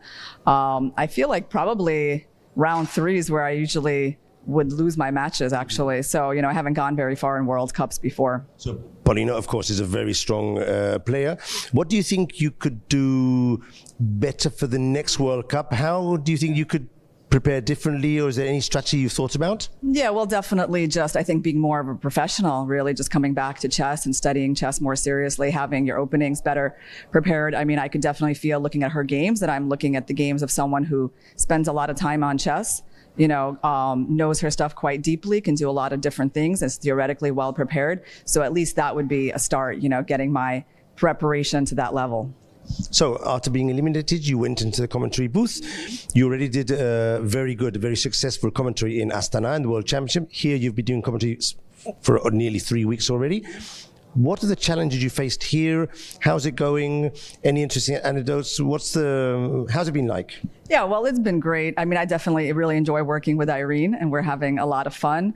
We don't have any particular challenges. I mean, my only challenge, getting here on time, you know, making sure I can order my taxi and that I can find it when it comes. You know, what other challenges during the commentary? The eval bar not working, so, you know, it just stays flat, you know, and then we have to realize that and be like, okay, we're working without an eval bar. That's happened at some point earlier. Last days it's been better. But yeah, no, everything's been going pretty smoothly. Okay. So the eval bar is normally working, but you don't have the engines turned on. That's my understanding. Yeah, I mean, for most of the analysis during these few weeks, we haven't had any engine bar, but now we actually see one line of the engine, you know, so I have to admit that that's very helpful. For me, at least, sometimes it's good to see it there, just to get some idea in a position where you're not, it's a bit stale and you don't know what's happening. Seeing even one line of the engine bar, you know, it gives you some ideas that you can at least start discussing, right, before you kind of start thinking on your own as well. So you were telling me before that you're traveling to India after this tournament. As a chess professional, you're jetting all over the world. Tell me about the tournament you're going to play. Yeah, it's the Tata Steel Rapid and Blitz for women. So it's going to start at the end of August, and it's my first time playing that particular event. And my final question, so are you planning to do a chess career as a commentator, as a coach? I see you have a YouTube channel as well. Yeah. When you finally decide to hang your gloves, using a boxing expression? Well, the funny thing is I have to clarify, I'm not exactly like a chess professional. So, you know, playing tournaments, even though you've seen me around a lot this year, is not actually like the main way I make my living. So even though I'm kind of considering, you know, doing it more, you know, coming back to it, you know, more now. But yeah, so the question is like, when I retire from chess, you can say this, in partly it's already happened, right? And I am doing a lot of different things, a lot of coaching, some of this commentary stuff. Would I try to develop a career as a commentator? I think it's not something that I would try to develop, like it either just happens or doesn't, right? I enjoy it. I mean, obviously I love sitting here, being at the center of the chess action, getting to witness all the most important moments happening in the chess world and working with great people. And if I get a chance to do more of that in the future, I think I'll be happy. Irina Krush, not only a fabulous chess grandmaster, but very successful as a commentator. I, for one, enjoy a lot your commentating. Without the engine, a very refreshing view on the best games in the world. This afternoon, all the attention was on the first game between Magnus Carlsen and Praggnanandhaa.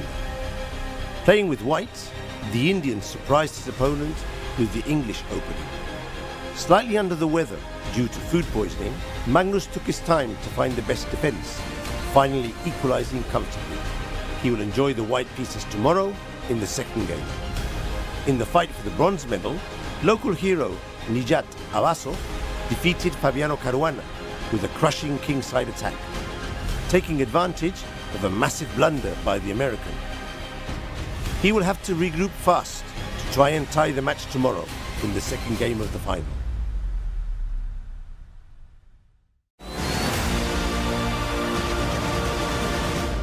I'm joined by Magnus Carlsen. The second game of the match has finished in a draw, and we're going to ask him his thoughts. Magnus, first of all, are you feeling better than yesterday? Yeah, I'm feeling a bit better. Very grateful to the organizers and FIDE and to the doctors and nurses as well yesterday, who got me some good treatment. So today I'm feeling a bit better, but I still didn't feel like I had the energy for a full fight. So I thought, let's get one more day of rest, and hopefully I'll have more strength tomorrow. That's good to hear. So this means tomorrow you'll have to fight for the title in the tiebreak. What do you expect for the match? Yeah, he's already played a lot of tie breaks against very strong players, and I've played him a bunch in Rapid before, so I know he's very strong. But if I have some energy, if I have a good day, then obviously I have good chances. Good luck. Thanks a lot.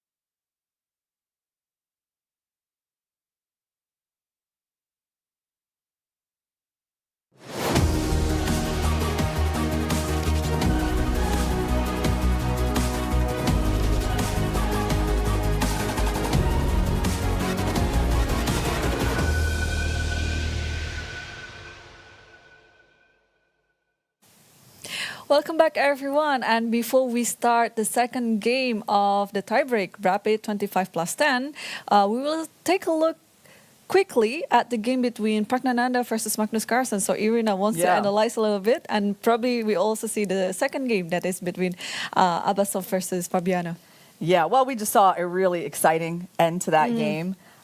Basically, a very tense game throughout that got decided, I think, basically due to Prague's time trouble. Right. And also Magnus's endgame skills and his ability to put his pieces on the right squares. Right. So, but let's see how things went downhill. I mean, the thing about this game is that Magnus, once he saw that Prague was getting low on time, he just kept speeding up. right? He kept putting the pressure on him, and he used that advantage rather unmercilessly. Right. I mean, that's the thing when you're playing in the shorter time control, right? You're not only playing chess, but you're also playing against the time situation. And Magnus is a very experienced player in both rapid and blitz, and even in classical as well. Yeah. Okay. So let's see after this rook e6. Okay, let's go here. Like the first quite nice move that Magnus threw in was this intermediate move, rook f6, that allowed him to improve his rook without actually having to protect his knight. So basically, white has a choice here. I think he chose to capture, but that actually improved the knight. So, I mean, you could go knight f6 right away, but then you can see the difference that you have this rook, which is just kind of unnecessary and passive, still on the board. So rook f6 was a nice inclusion. Perhaps, white needed to do something different here than trade. I don't know, maybe he should have avoided the rook trade, maybe gone here. But of course, then the knight is able to come into c5, and it's still a game. Or maybe he needed to kind of come out with the king to protect the rook. It's also possible. But he traded. Okay, so that was accomplished by black. He got rid of the rook. Then white played b4. It seems quite reasonable. Not a forced move, but basically it didn't seem like a bad decision at all. And this was where I started to really kind of like what he was doing, because he started playing moves that were not that obvious to me. And also it was just the speed at which he was doing it, right? Just like king f8. Yeah, the king finds the square in the center to control the infiltration squares on the d file. Very helpful. As soon as you see that, you're like, oh, that's a classy move, yeah? Yeah, but I think it's also because Magnus is playing with a concept. So as long as you get a concept, the moves will come very easily. But on the other hand, Pragnananda didn't really have any plan to do here. Well, I mean, maybe white should have gone in for this. I mean, is there a point maybe even trading these knights? Because at some point those knights started hopping around a lot. Like, I don't even know what exactly would Magnus do here. Like, what would his judgment tell him?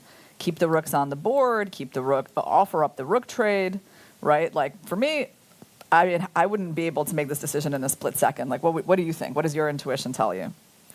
Probably just trade the rook. But yeah, it's just hard trade the rook would probably be what I would be thinking. But then white is absolutely fine, right? Exactly, right? So I'm just saying, okay, these were some key moments in the game. I think Prague maybe should have tried something a little bit more forcing. He went king g2, this king arrived, this pawn move seemed fine because, okay, it's just a good square for the pawn. And then Magnus, instantly finds that open file. Okay, now it's like we're not getting the trades of pieces so easily, right? So the eval bar is keeping this balance, but now, exactly what is the plan for white? Not so clear, right? Because this pawn is weak. This rook is, coming in. These knights are coming in. And it starts to feel, at least on a practical level, actually quite unpleasant. Yep. So within just a few moves. White not even really making a mistake. So he goes here. And then this starts to get, already really unpleasant as he realizes, there's a fort coming, so the knight improves. Now the rook came in. I mean, it was just relentless. Yeah, and all the moves are quite natural. And I think we can quickly wrap this up because the second game is about to start. Oh, yeah. All right. Wow. And 15 seconds left to the first move. And this could be it. If Pragnananda cannot win the second game and force the match into another tiebreak, then this could be it. And also the same thing with the game between Fabiano versus E4. Nijat. He's going to play E4. Watch it. Yes. I'm sorry to interrupt you. I had to say that because the reason he's doing this is because he's going to play C3. That's it. I'm sorry. I had to bring this out there because I had some idea, which is that he was in the exact same situation against Gukesh. Yeah, and he did the same thing too. And he did the same thing, and I think overall that strategy worked just fine for him in that game, even though he later on kind of outplayed himself. But his opening strategy worked out great. So it makes sense that he just stuck with it. Yep, I think it is a very wise opening choice as well, especially if you play e4. If you want to play for a win, I think Magnus already knows that Prague will go with the Sicilian. And then c3 is obviously a very safe choice against it. Yes, and by the way, Gukesh against him, I think, played with d5, and Prague goes for knight f6, which he also did against Arjun. So Prague has, he's going to this opening for the second time in this tournament in a must-win situation, It worked against Arjun, but let's see how it works against Magnus. So bishop c4, knight b6, and bishop b3. Yes. Now, yeah, the d5, I remember, is the main line with e takes, queen takes, and I think castles, bishop e6, and all of that stuff. It's very dangerous to take this pawn. Right, because yeah, I guess white just has a ton of compensation for the pawn. They have better development, more space. So normally black is playing d5 here. I guess he can play d6. It could be the same thing. Yeah, I think it will end up with ed and queen d, and then that's the main line. But I think maybe Pragnanda is going to come up with something else because, yeah, he has a very wide repertoire, so maybe he'll try g6. Oh no, d6 he did. d6, yeah. And this then is just takes, different. queen There d6. is the move e6 here. I just want to point out that, like, I mean, queen d6 is sort of the, yeah, it's the main move, but I'm pretty sure this exists. Like these types of ideas where you try to take with the bishop and you give, go into the isolated pawn position.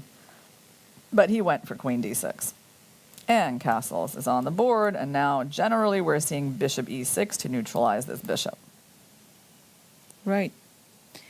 Wow. So let's see. We had two decisive results in the first game, and two must-win situation. Nijat Abbasov and Pragnananda needs to win the second game. And they both need to win with black. Yeah. Which is definitely a tall order. Right. All right. So Magnus has castled. And let's see what other moves than bishop e6 can Prague come up with here. It's played 84% of the time. But let's take a look at this opening. So we got Fabi as white going for the Rosalimo, and Nijat again playing e6. This time Fabi, when I say, well, he hasn't played the Rosalimo against Nijat before. In the first game, yeah. It was like Carlsen. This was It was Carlsen, yeah. Nijat's Against game FIDE. against Carlsen and Yeah, FIDE. and Yeah. FIDE. All right, so he goes to this, and instead of white capturing here early and playing for these b3 systems, Fabiano just castles, knight e7, rook e1, a6, back, d5. It's funny because it looks a little bit like a c3 Sicilian, except there's no white pawn here, right? Knight f6 and bishop e3 is on the board. Okay, well, I mean, it's very solid for white, and he's encouraging a bunch of trades to happen on that square. Solid structure, small imbalance in the pawn structure with the pawn majorities being on different sides of the board, but basically, when you need to make a draw with white, this is certainly a good strategy. Right. So, yeah, I think it's both players, Magnus Carlsen and Fabiano, they're just two experienced players, and they know exactly what type of situation they're in, whether they have to play for a draw or they have to win. And, their opening choices show it a lot. Right, so Nijat lashes out with knight f6, knight g4, but probably this bishop is just going to move away. And this is definitely a risky move for black, right? Moving the same knight in the opening twice. Yeah, so it just wants to take the bishop, and what does it do again? What if you play d5, for example? Can it be moved? D5 is interesting. But d5, you know what the problem is? It might be that I'm taking. And rook takes. But then you take with the rook, and then my knight has to move somewhere. If knight e7 or b4, I can play knight c3. Yeah, that's actually quite interesting, d5, yeah? But Fabi didn't play Yeah, it. he didn't play it. He moved his bishop away. But definitely an interesting move. All right, he just went bishop g5. I think bishop e7 was played. f6. f6 was played, okay. And where's this bishop going to go? It's not going to go anywhere. d5. Bishop f4. Oh, bishop f4. d5 was actually a powerful option as well. Now, the point here is that, if you take with the knight, then you lose that knight in the end. And if you take with the pawn, I think just... you can take with the pawn. It's actually a little strange that Fabi But then h3, right? Maybe he's trying to play against this knight. Or you still can take on d4 and then take on, but it's a bit risky because there's e5 too. Yeah, you mean like there, but yeah, then the queen would take, and then there's that, yeah. So I think he's going to go h3 here. Meanwhile, should we take a little look at Magnus's board? Okay. We've had some events here, and the first big one was that Prague did not go for the main line with bishop e6. He went for bishop f5. I mean, we're kind of waiting to see where he would deviate because he needs to, right? Try to get off the beaten track and get a game out of this. And after bishop takes, knight takes d4. So we're going for an isolated pawn position, but we traded off a pair of knights. Pawn takes, and e6 on the board. So this is not the first time in this tournament Magnus has had an isolated pawn position. He also had one against Gukesh, where at some point it sort of started working against him. So e6 and knight c3, bishop e7. And now, yeah, Magnus is still thinking. And he's Queen ahead f3. in clock. So Yes. queen f3, and then pretty much I think just develop the bishop on c1. Yeah. This has been played in some games of good players, this whole position.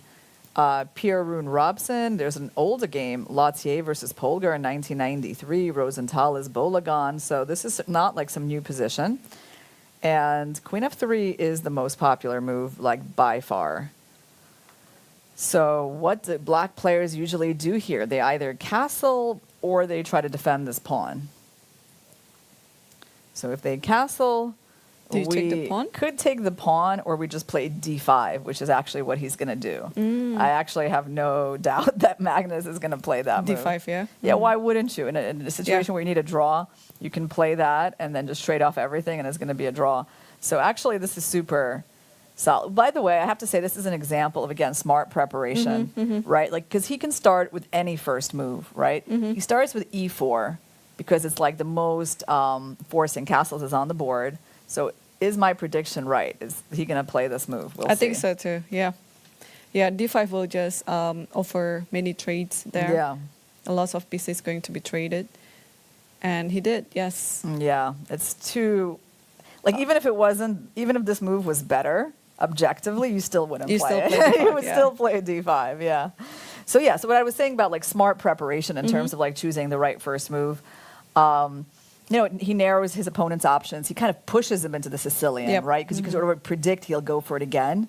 And then he has this c3 Sicilian weapon, which is also kind of narrowing the options. And he goes for these kinds of positions which are very solid, right? So really like not giving his opponent a chance To mud the water. yeah, exactly. Good expression, to muddy the water. Yeah, it's quite smart. Yep, but also it's an advantage of being a very universal player. Yes, yeah? yes. I mean, I'd like to have such a smart preparation as well. Yeah, but you have to know how to But play I have to all know, these types yeah. of positions, know all the Exactly. theory. Yeah, of course, it's not Exactly. easy. It's It's like not. it's not. It's like you're able to be smart because of your amount of chess knowledge. Yes. yes, you're able to move around when you need to. Yeah. So d5 is on the board, and it's posing some problem for Pragnananda because, well, if he's not in a must-win situation, the position is totally fine. Yeah. But he needs to avoid some trades. But if he's avoiding it, White will just stand better. Yeah, I mean, right now we have moves like Queen D7 is the most popular, Bishop F6. But the thing is, like, we're just going to be taking here, right? Yep. I mean, okay, you can throw in some other moves, maybe Rook D1, Bishop F4. Bishop F4 could be an idea, but then there's maybe like E5, Oh, and I think you can just pull back, yeah? pull back. And then Rook E1. Yeah, Yeah, that's what I meant. fine. If you're trying to Yeah. avoid it, it's... So this game is likely to be less exciting than the first one. Well, yeah, you're right. But I think Pragnananda will try to force the matters. So we will see. He's known for being a very creative player. Yeah. So I'm sure he will come up with something up on his sleeve. And yeah, he's thinking right now. So we might expect, like some sacrifice or something like that on the board. Like sacrificing this bishop. Yeah, let's sacrifice it. Yeah, no, I mean, okay, it's hard. He's got his work cut out for him in terms of trying to keep this complicated. Because again, it's like White can probably try to play this position for an advantage, but certainly like just to make a draw like shouldn't be that hard. I mean, like we saw that when he needs to, like yesterday when he wanted to, he played for a draw quite easily as White and kind of took on a very, uninspiring endgame and still made that draw, right, without any problems.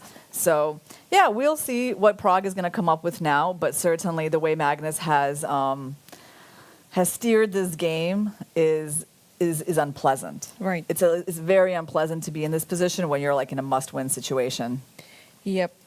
Also, in a must-win situation is Abbasov, which is currently worse against Fabiano. Okay, so he did attack the knight that had wandered in to g4. He sent the knight to h6. Then he captured it, so black's pawn structure is a bit messy.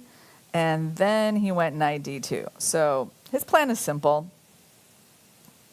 He wants to go knight b3 and take the pawn. Yeah, and using the fact that the king is still in the center is going to be very weak, yeah? Yeah, I like this idea. You just knight b3 and you just develop this bishop somehow using the diagonal.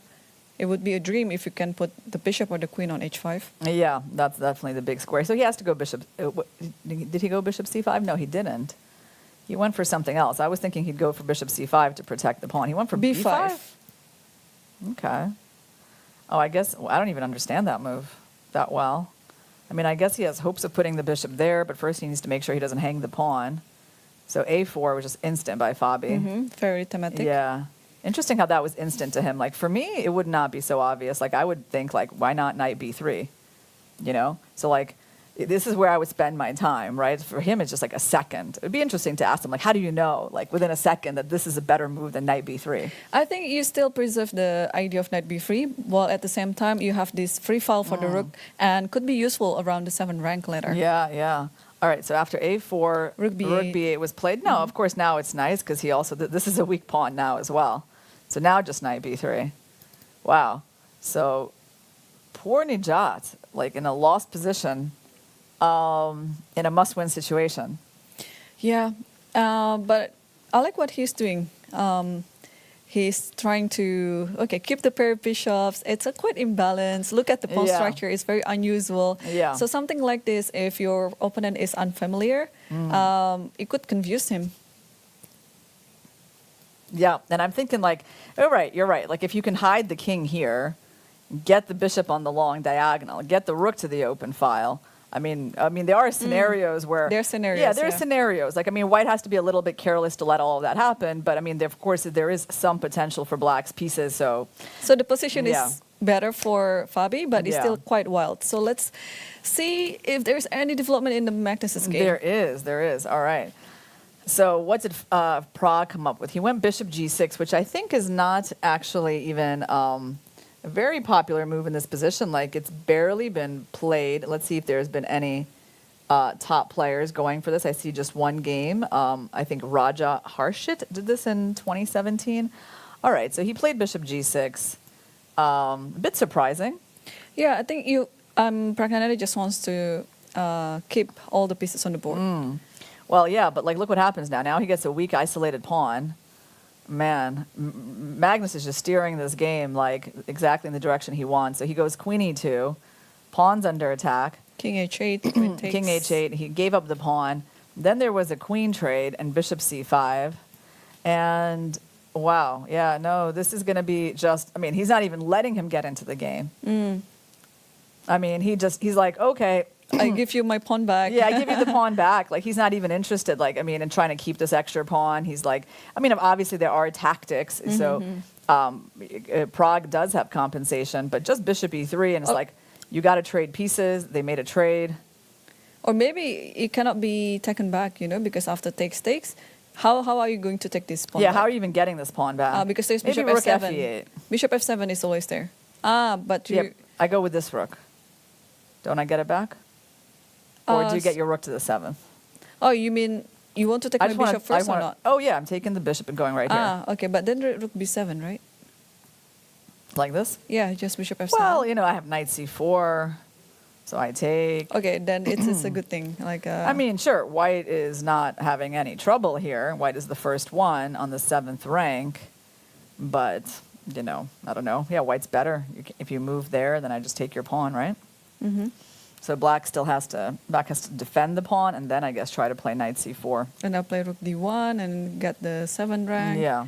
Yeah, so white is just definitely better here. Yeah. I mean, it's a tall order. But again, I really think that, like, making these correct choices, knowing what kind of, being able to go for these positions that are just unpleasant for the opponent, that's definitely a skill in itself, right? Like, it might not look very exciting to us, right? Like, and Carlsen's obviously not trying to make this game exciting.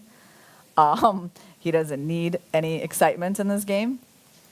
But just imagine, like, remember what we talked about when you're in a situation where you need a draw, you want to kind of make your opponent forget that they're trying to play for a win. That's the situation that Prague is in now. Like, you can see it, like, it. It's just completely obvious that even Prague is looking at this and is like, I can't really win this. You can see it from his body language, yeah? Yeah, what did he do in terms, he went for rook e8, right? So, And you know what's Magnus? Magnus just went back with the bishop to b3. He didn't even try bishop f7, which is a little surprising. Okay, but his move is fine because he just controls the knight, right? He's just trading and trading everything, and making a chess game not be exciting when you don't need it to be exciting is still a skill. Yes. Yep, and Magnus is doing it. I mean, so far he's been like the director of their match, because on the first and second game of their classical matches, Magnus didn't into it at all, right? And then he just felt like, okay, I just want to make a quick draw, and quick draws they were. Yes. And now he's finally had his time to make extra rest. Yep. And now he's coming back on the tiebreak, and just like totally a director. Like he. Yeah, that's a good way to put it, for sure. I mean, he has set the tone for their match. Prague had his chance to play that first game where he was white. I mean, he played, he did what he could. Magnus had to defend a bit. He did that, and then, again, when Prague is white, I mean, he's trying to play. He had his chances today, too. He certainly did his best to create a game in that first rapid game. Yep. But Magnus just managed to neutralize it, and using his experience, his defensive skills, everything. And then kind of being relentless in that end game that he's known for. Oh, wow. And he took the draw. And congratulations to Magnus Carlsen, our FIDE World Cup's winner. Wow, yeah, this is such a good match. You have to say, he just got the job done. But he also produced a show for the chess world in that first game. Right, yeah. Well, on the first game, Pragnananda had all the chances, indeed. But Magnus Carlsen, with his experiences, just taking down the match like this, well, I think it was also a very good moment for Pragnananda, because, man, to be the youngest finalist in the World Cup ever. Yeah, I mean, this match doesn't take anything away from his incredible achievement in this tournament. It's only adding up. Yeah, I mean, I also feel like he's got to look at this experience as actually a very good learning experience, because Magnus already showed a few good lessons. First of all, the importance of the time management. Magnus has spoken about that before, right? He's spoken about how he likes to punish people who don't manage their time well. Right. And sometimes Prague has been getting kind of low on time in these tournaments, and he's survived against other people. But, Magnus showed him that it wasn't a good idea. Yeah, totally. Yeah. But no, this World Cup has shown like a lot of incredible fights, among the youngsters. And Pragnananda is just the symbol of everything, because I like his fighting spirit. I like his demeanor. I like everything what he did. Like, also the fact that he's bringing his mom here as a, like a moral support. You know? Like, man, he's just going to have like a very bright future. Yeah, and, I absolutely. Actually, I don't feel like he did a lot wrong in this match. No, that's the thing. It wasn't like he lacked fighting spirit or character or motivation or anything. Sometimes, I mean, like I said, it's a question, right? If you know that your opponent is like sick, should you just try harder to be, to create a game at the board? I mean, I know it's not the thing to do with top level chess, go all out with the black pieces, right? It's not really, but, like in a way you have to use all the advantages you have. So if you have that kind of merciless spirit, perhaps he should have like tried more with black and actually not went for the, for e5 and the 4 knights. But again, you actually have to know that Carlsen is planning to make a draw. You have to know, whether he's feeling okay or not, right? So those are not obvious things at all, right? I'm just trying to see where were the mistakes in the match, right? Where he could have done a little bit better. I mean, today's game, all I can say is really time management. Other than that, I think on the board he did what he could. Yeah. The last mistake that Praggnanandhaa did, especially on the first rapid game, it was just because of his time situation. If he has enough time on the clock, I'm sure he would be able to hold the draw comfortably. But yes, this is the thing with the rapid tiebreak, right? Shorter time control, and you got to play faster. You have to manage your time even better. And Magnus is just so experienced. He's so experienced. And okay, he comes out with a Sicilian, right? I mean, again, it's maybe it's not the best choice given that Magnus has already shown what he's going to do against the Sicilian in that situation. Magnus has given away that piece of information by playing c3 against Gukesh. But again, it's maybe Pragg hasn't prepared for this scenario where he loses with white. Or maybe he doesn't, know what else he can do in this situation where he needs to win with black against someone like Magnus, right? So it's also an experience thing that it just takes time to acquire, right? It's not like Magnus became like this overnight, right? He's been the world #1 for the last 14 years or so. Yep. But anyway, congratulations to both players for showing us a very good chess, very good match, and very instructive ones as well. And let's quickly see this one. This is a must-win situation for Nijat Abbasov, which is currently in the losing position. I was hoping it's a must-win situation for Fabiano Caruana because he has good chances to get that win. But unfortunately, this is not the situation. It's the other way around, where black needs to win, but okay, he's about to lose the extra piece that he has, right? And by the way, I think this king is feeling a bit cold. Yeah, totally. Left out. In the rain. I don't know how else to describe the situation. I mean, he needs to he's actually just getting destroyed, isn't he? Everything is coming in. In the center. Yeah. Exactly, yeah. Maybe he needs to wrap up this game quickly, so prepare for our next interviews. Well, I think he will do everything he might, but yeah, this position looks very hopeless. We can see from the e-file bar, it's just going to the roof. And okay, now Fabi has, it's not a piece up, but still a very much dominant position. Yeah, so Nijat trying to keep the d-file closed makes a lot of sense. I think we forgot to even mention there's a hanging pawn here. It's even worse than I thought. Yep. Because there's that. And again, a potential of rook a7. Yeah. Or you can even throw in knight c5 too if you want. Yeah, this is really the ugliest position I've seen this whole tournament. I don't know. Do you want to disagree with that, Irene? I'm trying to recall my memory about all the games here. Yeah, but this is certainly one of the worst ones, right? I mean, you don't see this every day. So rook a7, rook b7. Yeah. Takes. And I think he's going to go for d5 or something. Maybe he'll close up that bishop. No, he went for knight c5. Yeah. Okay. Yeah, by the way, if you take it, the queen holds the rook, so he's threatening the bishop and the fork. So bishop d5, I guess, is going to be on the board. Or, I don't know. I would try bishop d5. Yeah. And maybe now it's time to take the pawn. And also there's another little guy here that we can take at some point. And then if I think we take there, we threaten knight d7. So now but then if you take here, maybe there's king g7.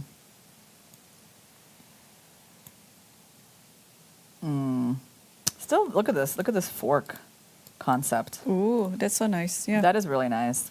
And that's actually really nice because you can fork the king whether he's on g7 or f8. And then this bishop has a big problem. Yeah, I think he's actually going for this idea. Yeah, in this position, I think Fabi is spoiled with so many options. You can even bring the rook to A1 and then back to A7 again. Yeah, you can do many things. Or even, you can even try to promote the B pawn if you want to. Yeah. So, well, Basav, I guess, in this match has not been able to do so much against the experienced Caruana. And Fabi, despite being very tired, something that he's mentioned a lot, is still able to play really, really convincing chess.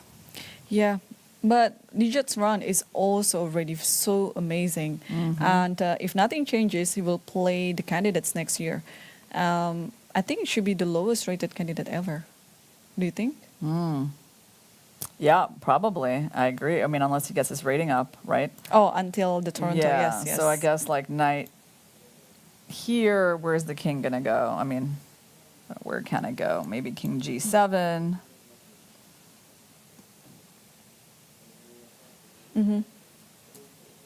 Then we have a check, but I guess you run. So what other moves do we have? Oh, we actually have check and fork. Check and fork is maybe the most convincing.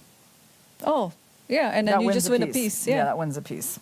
yeah. So the thing is here is like you're focused on the king. We're like looking at this, and I was trying to understand how we're like supposed to mate this king, but doesn't seem to be a direct checkmate. But there is this painful fork. Exactly. I think just knight b6 and resign. Okay. And yeah, I think he's going to go for it. I think we're going to see the end of the game. Yeah, and Fabi is going to get 100% get his candidate spot. Third place, still a very good tournament. Oh, wait. Oh, the bishop is not on. Oh, the bishop is on d6. Yeah, somehow we So thought the bishop was on E7. We can update it. Yeah, let's update it. So it's. I don't think it changes much. No, though, it does doesn't. I mean, Knight you can b6 still still. go here. And then it's a check, actually. Yeah, I mean, I guess there's bishop here. That's a little difference. Okay, Fabi took that's on why h6. he took. Yeah. Queen g7 is a threat. Queen f6 is a threat. And you cannot really move the rook because h7 is hanging. So Yeah, this is the big one. This is also a big one. Well, how do you guard all those squares? Bishop c6? first of all, Queen Yeah, g7, just here, and that's it. Okay, that's all. Wow. Congratulations to Powerful game by Fabiano Fabi. Caruana Yeah. for securing the third spot in the FIDE World Cup and also securing the candidate spot. So what do you think, Irene, about what we saw today? Are you pleased with like the chess content that we got to see, or were you hoping for more? Because it was over in two rapid games. This is the I think this is the earliest tiebreak day Yes. I've ever had here in the World Cup. So, Yes. well, I definitely root for more games. So I was actually hoping for those who needed to make a comeback. Yeah. Did the comeback, but unfortunately they couldn't manage. But I think it's also because this is the end of the event, and all the players are starting to be very, very tired. We could see how Fabiano performed on the first classical match. It was a very poor performance by him, right? Yeah. But then he managed to win the second game. He won 3 games in a row after that. 3 games in a row. Yeah. So it was kind of like an awakening result Yeah. for him against Nijat, Yeah. that he couldn't, spoil the match even further. But, I mean, a lot of histories are written out of Yes. this event. That's true. In the women's section as well, and in the Yeah. open section. Well, it's going to be a very memorable World event. Cup, yeah. World Cup, like Magnus Carlsen winning his first World Cup ever. Came to him later than the World Championship title, believe it or not, right? And he has made numerous attempts, and some of them he's had to leave this tournament quite early. So it's not an easy event to win. And based on that, we kind of know that the World Cup is always, it's kind of random in terms of who actually winds up winning from the top players. But in this case, the world number one won the event. I think he showed us some really good chess moments. Of course, I'm sure there are games that he said, he would not mind throwing away. Right. But ultimately, I'm pretty happy with the chess that we saw today. Like as a fan, watching that first game, that had so many stages. Like, I feel like, he got to showcase a lot of things that he can do in chess in that game. Yeah, I think from today's matches, we could tell that Magnus is number one for a reason. Yes. Yeah, because Yeah. it was such a masterpiece. Again, he kind of like grinded something out of nothing. It's like, Yeah. But okay, using the fact that Pragnananda was in a time situation, like some time trouble, and he cleverly used that fact. So Yeah. He pounced on it when he got his chance. And the thing is, the transition was so smooth, right? Like between the longer part of that game, right, where like it felt like it was like a slow game, and then when it got down to like under 4 minutes, or even like once he felt that Prague was in the time trouble, he just speeded up so much, even though he had time, right? He could have been thinking, but he started playing like it's a blitz game, and the pressure was just not ending. Right. And eventually it kind of broke down Prague's resistance. yeah, that's true. Yeah, so that was all in all. I mean, that game I think is like worth rewatching, guys, or watching if you haven't seen it. Yeah. Yeah, and what do you think? What is your conclusion also for the Women's World Cup? Women's World Cup. Yeah, I watched the interview with Alexandra Goryachkina. Oh yeah, Yeah, that's interesting. she said that her final match, it was kind of a nervous affair. She felt the nerves were definitely in play because she'd been in the finals of the World Cup before and wasn't able to win. Right. Up until that point, it had been quite smooth for her. So I think, she didn't show too much excitement over the win. Maybe that's just her more calm personality. But it was, I think, the strongest player won, right? I mean, other than Ju Wen-jun, right, who was the other top seed. But she was coming off a very tough World Championship match. So her, exiting the tournament earlier was not a surprise at all. It was maybe more of a surprise that she even decided to come here. And apart from that, Goryachkina was, one of the top seeds. She's probably the most stable of the top seeds these days. Right. The most stable, the youngest. So her win in this tournament, you can't really call a surprise. I feel like both of our winners, Magnus and Alexandra, are, they're not surprises for sure. Yeah, they were not surprises, but some of the matches, they also need some luck, to win some matches, because again, in hindsight, it could be Salimova who might win the She had her Women's World chances. Cup. She had numerous chances in her match with Alexandra. Exactly. She could have ended it in the classical. She could have probably gotten close to ending it if she would have won the first rapid game. And of course, Magnus had one foot out the door in his match with Vincent Keimer. For me, that's maybe the most memorable thing about the World Cup, actually. It was that situation. Yeah, and I think in general, my memory about this World Cup is about how the youngsters, they are taking over the older generation. Yes. It's exciting to see how this generation, Pragnananda, Gukash, Arjun, Vincent Keimer, taking over the older generation. Hikaru Nakamura and even Fabiano Caruana, who we are going to have soon in the studio, was also took down by Pragnananda. So so it's a wonderful, wonderful step, I think, in Prague's career. Beating Hikaru, beating Fabiano, I think is going to give him a lot of confidence. I feel like he's got great chess qualities. And actually, we have Fabiano Caruana in the studio. Yes, so...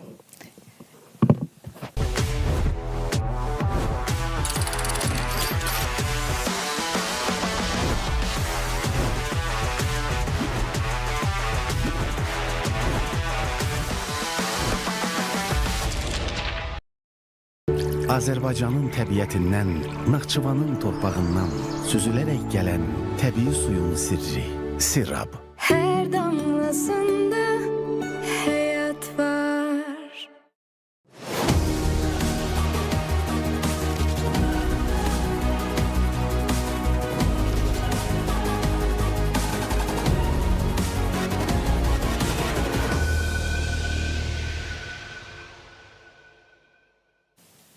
Hi everyone, and we have now Fabiano Caruana in the studio. Congratulations, Fabi. Thank you. For securing the third spot. It was quite a roller coaster match for you, especially after what you did on the first classical match. Yeah, after the first day, I really didn't have much hope for this match anymore. I mean, that was a terrible game, and I wasn't really feeling my play too much. But after that, everything went pretty well. I mean, the second game was really important. That everything went kind of perfectly, the opening and everything. And for the tiebreak, I was pretty confident. I was feeling, starting to feel good again about my chess. So yeah. So what did you do differently in your preparation? Because before the classical match, well, you didn't have a very good game there, but then you have 3 wins in a row. So did you do anything different in your routine? No, not too differently. I didn't have much motivation for the first game. Also, I was a little bit burned out. And then suddenly for a second game, I somehow found my motivation, and I was telling myself, okay, you're going to win this, even though, of course, I wasn't sure that this would happen. And for the tiebreak, yeah, I was just feeling quite good about... I felt like, okay, I have a second chance, and he's definitely not going to be feeling good that we're going into a tiebreak where it's again, you know, he has to work basically like from scratch to win the match again. So I was just happy to be alive, and I think my play in the rapid showed it that I was playing pretty well. Yeah. In the rapid games, you played such a convincing matches, and yeah, I think I would say like won it quite easily, especially in the second game when I think Nijat tried to force the matters and it didn't really work well with him. Yeah, I think it wasn't the right strategy. It's hard to say what the right strategy is to win with the black pieces on demand. Yeah, exactly, because we also have Pragnananda against Magnus, and it was quite like a very peaceful game and very easy for Magnus to equalize everything. Yeah, I think it's a really, really... first of all, you need some luck, that the opening just has to go well, that you don't get completely shut down. So you need some luck and also the right strategy going in, but it's hard to say what that is because it really depends on your opponent. Of course, if your opponent plays well, then you won't get chances to win, right, with the black pieces. Right. And especially in a like in a blitz game, I guess, you have decent chances. But in a 25-minute game, I don't think the chances are very high. I think it's, like I've had to face this task a few times recently, even against Magnus online. I had to win with the black pieces, and I didn't get any chances. I just got a slightly worse position. I played like some kind of Pyrrhic modern. I got a slightly worse position, and then wasn't able to win. So, and also against Wesley, I had this recently. It's a very, very tough situation. So I can't really like fault either Prague or Nijat for not being able to get winning chances because it's not like I would do any better. Yeah. It's a very hard strategy. So after this World Cup, what's next for you? Well, I'm leaving tomorrow. I'm playing the next day. I'm in Dusseldorf for the World Rapid Team Championship. Hopefully, I'll still be able to play. Although it's going to be a fun event. It's going to be relaxed. I'm playing on a team with some friends as well. I can't pronounce the name of our team. That's the funny thing is I just can't pronounce it. It's a very long German name, but we have a really good team. We have Levon, we have Gukesh. Yep. Obviously, Gukesh was on fire here. Yeah. So hopefully, I'll also be able to play my part. Yeah, sure. And good luck for your upcoming tournaments. And yeah, we hope to see you again soon. All right, thank you. Thanks.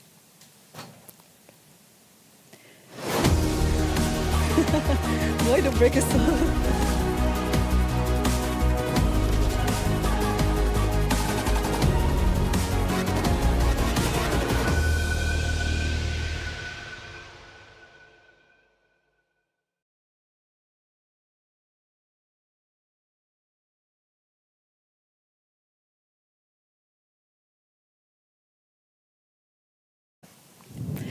Okay, guys, and that was Fabiano Caruana securing the 3rd spot, and I think this is it for us, Irina.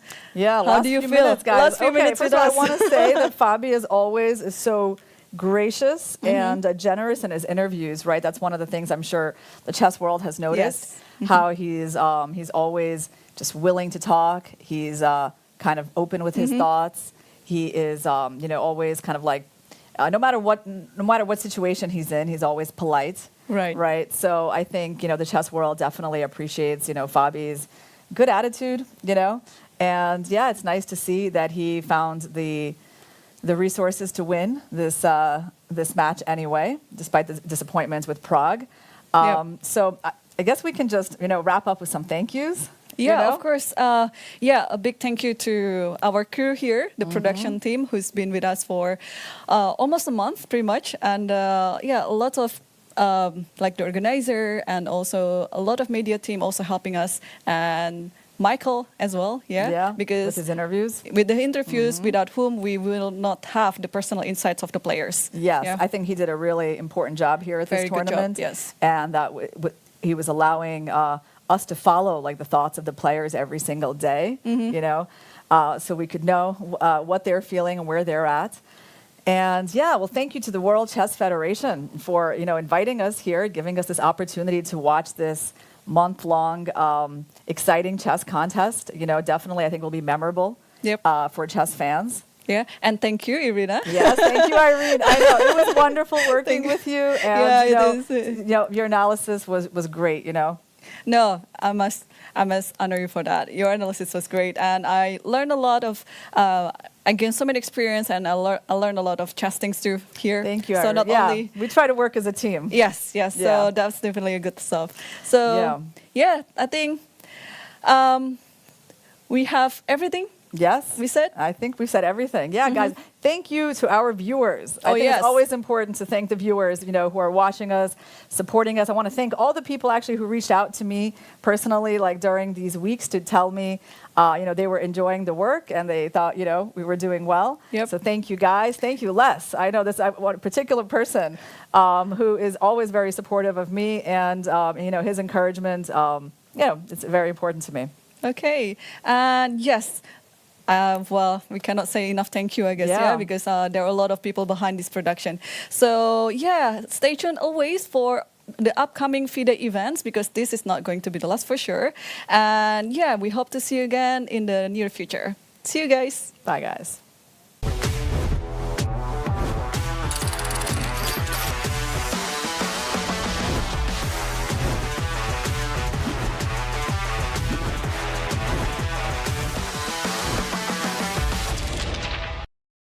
Azərbaycanın təbiətindən, Naxçıvanın torpağından süzülərək gələn təbii suyun sirri, Sirab. Her damlasında hayat var. FIDE World Rapid Team Championship 2023 inaugural edition is hosted by Düsseldorf, Germany, August 25th to August 28th, 2023. Brand new format. Star lineup featuring world champions Vishwanathan Anand, Vladimir Kramnik, Hu Yifan, Alexandra Kostyuk, world number 5 Jan Nepomniachtchi, world number 8 Wesley So, world number 10 Richard Rapport, and many others. Record prize fund of 250,000 euros. Don't miss it. Watch unique event visiting Rheinterrasse Düsseldorf or live on FIDE YouTube.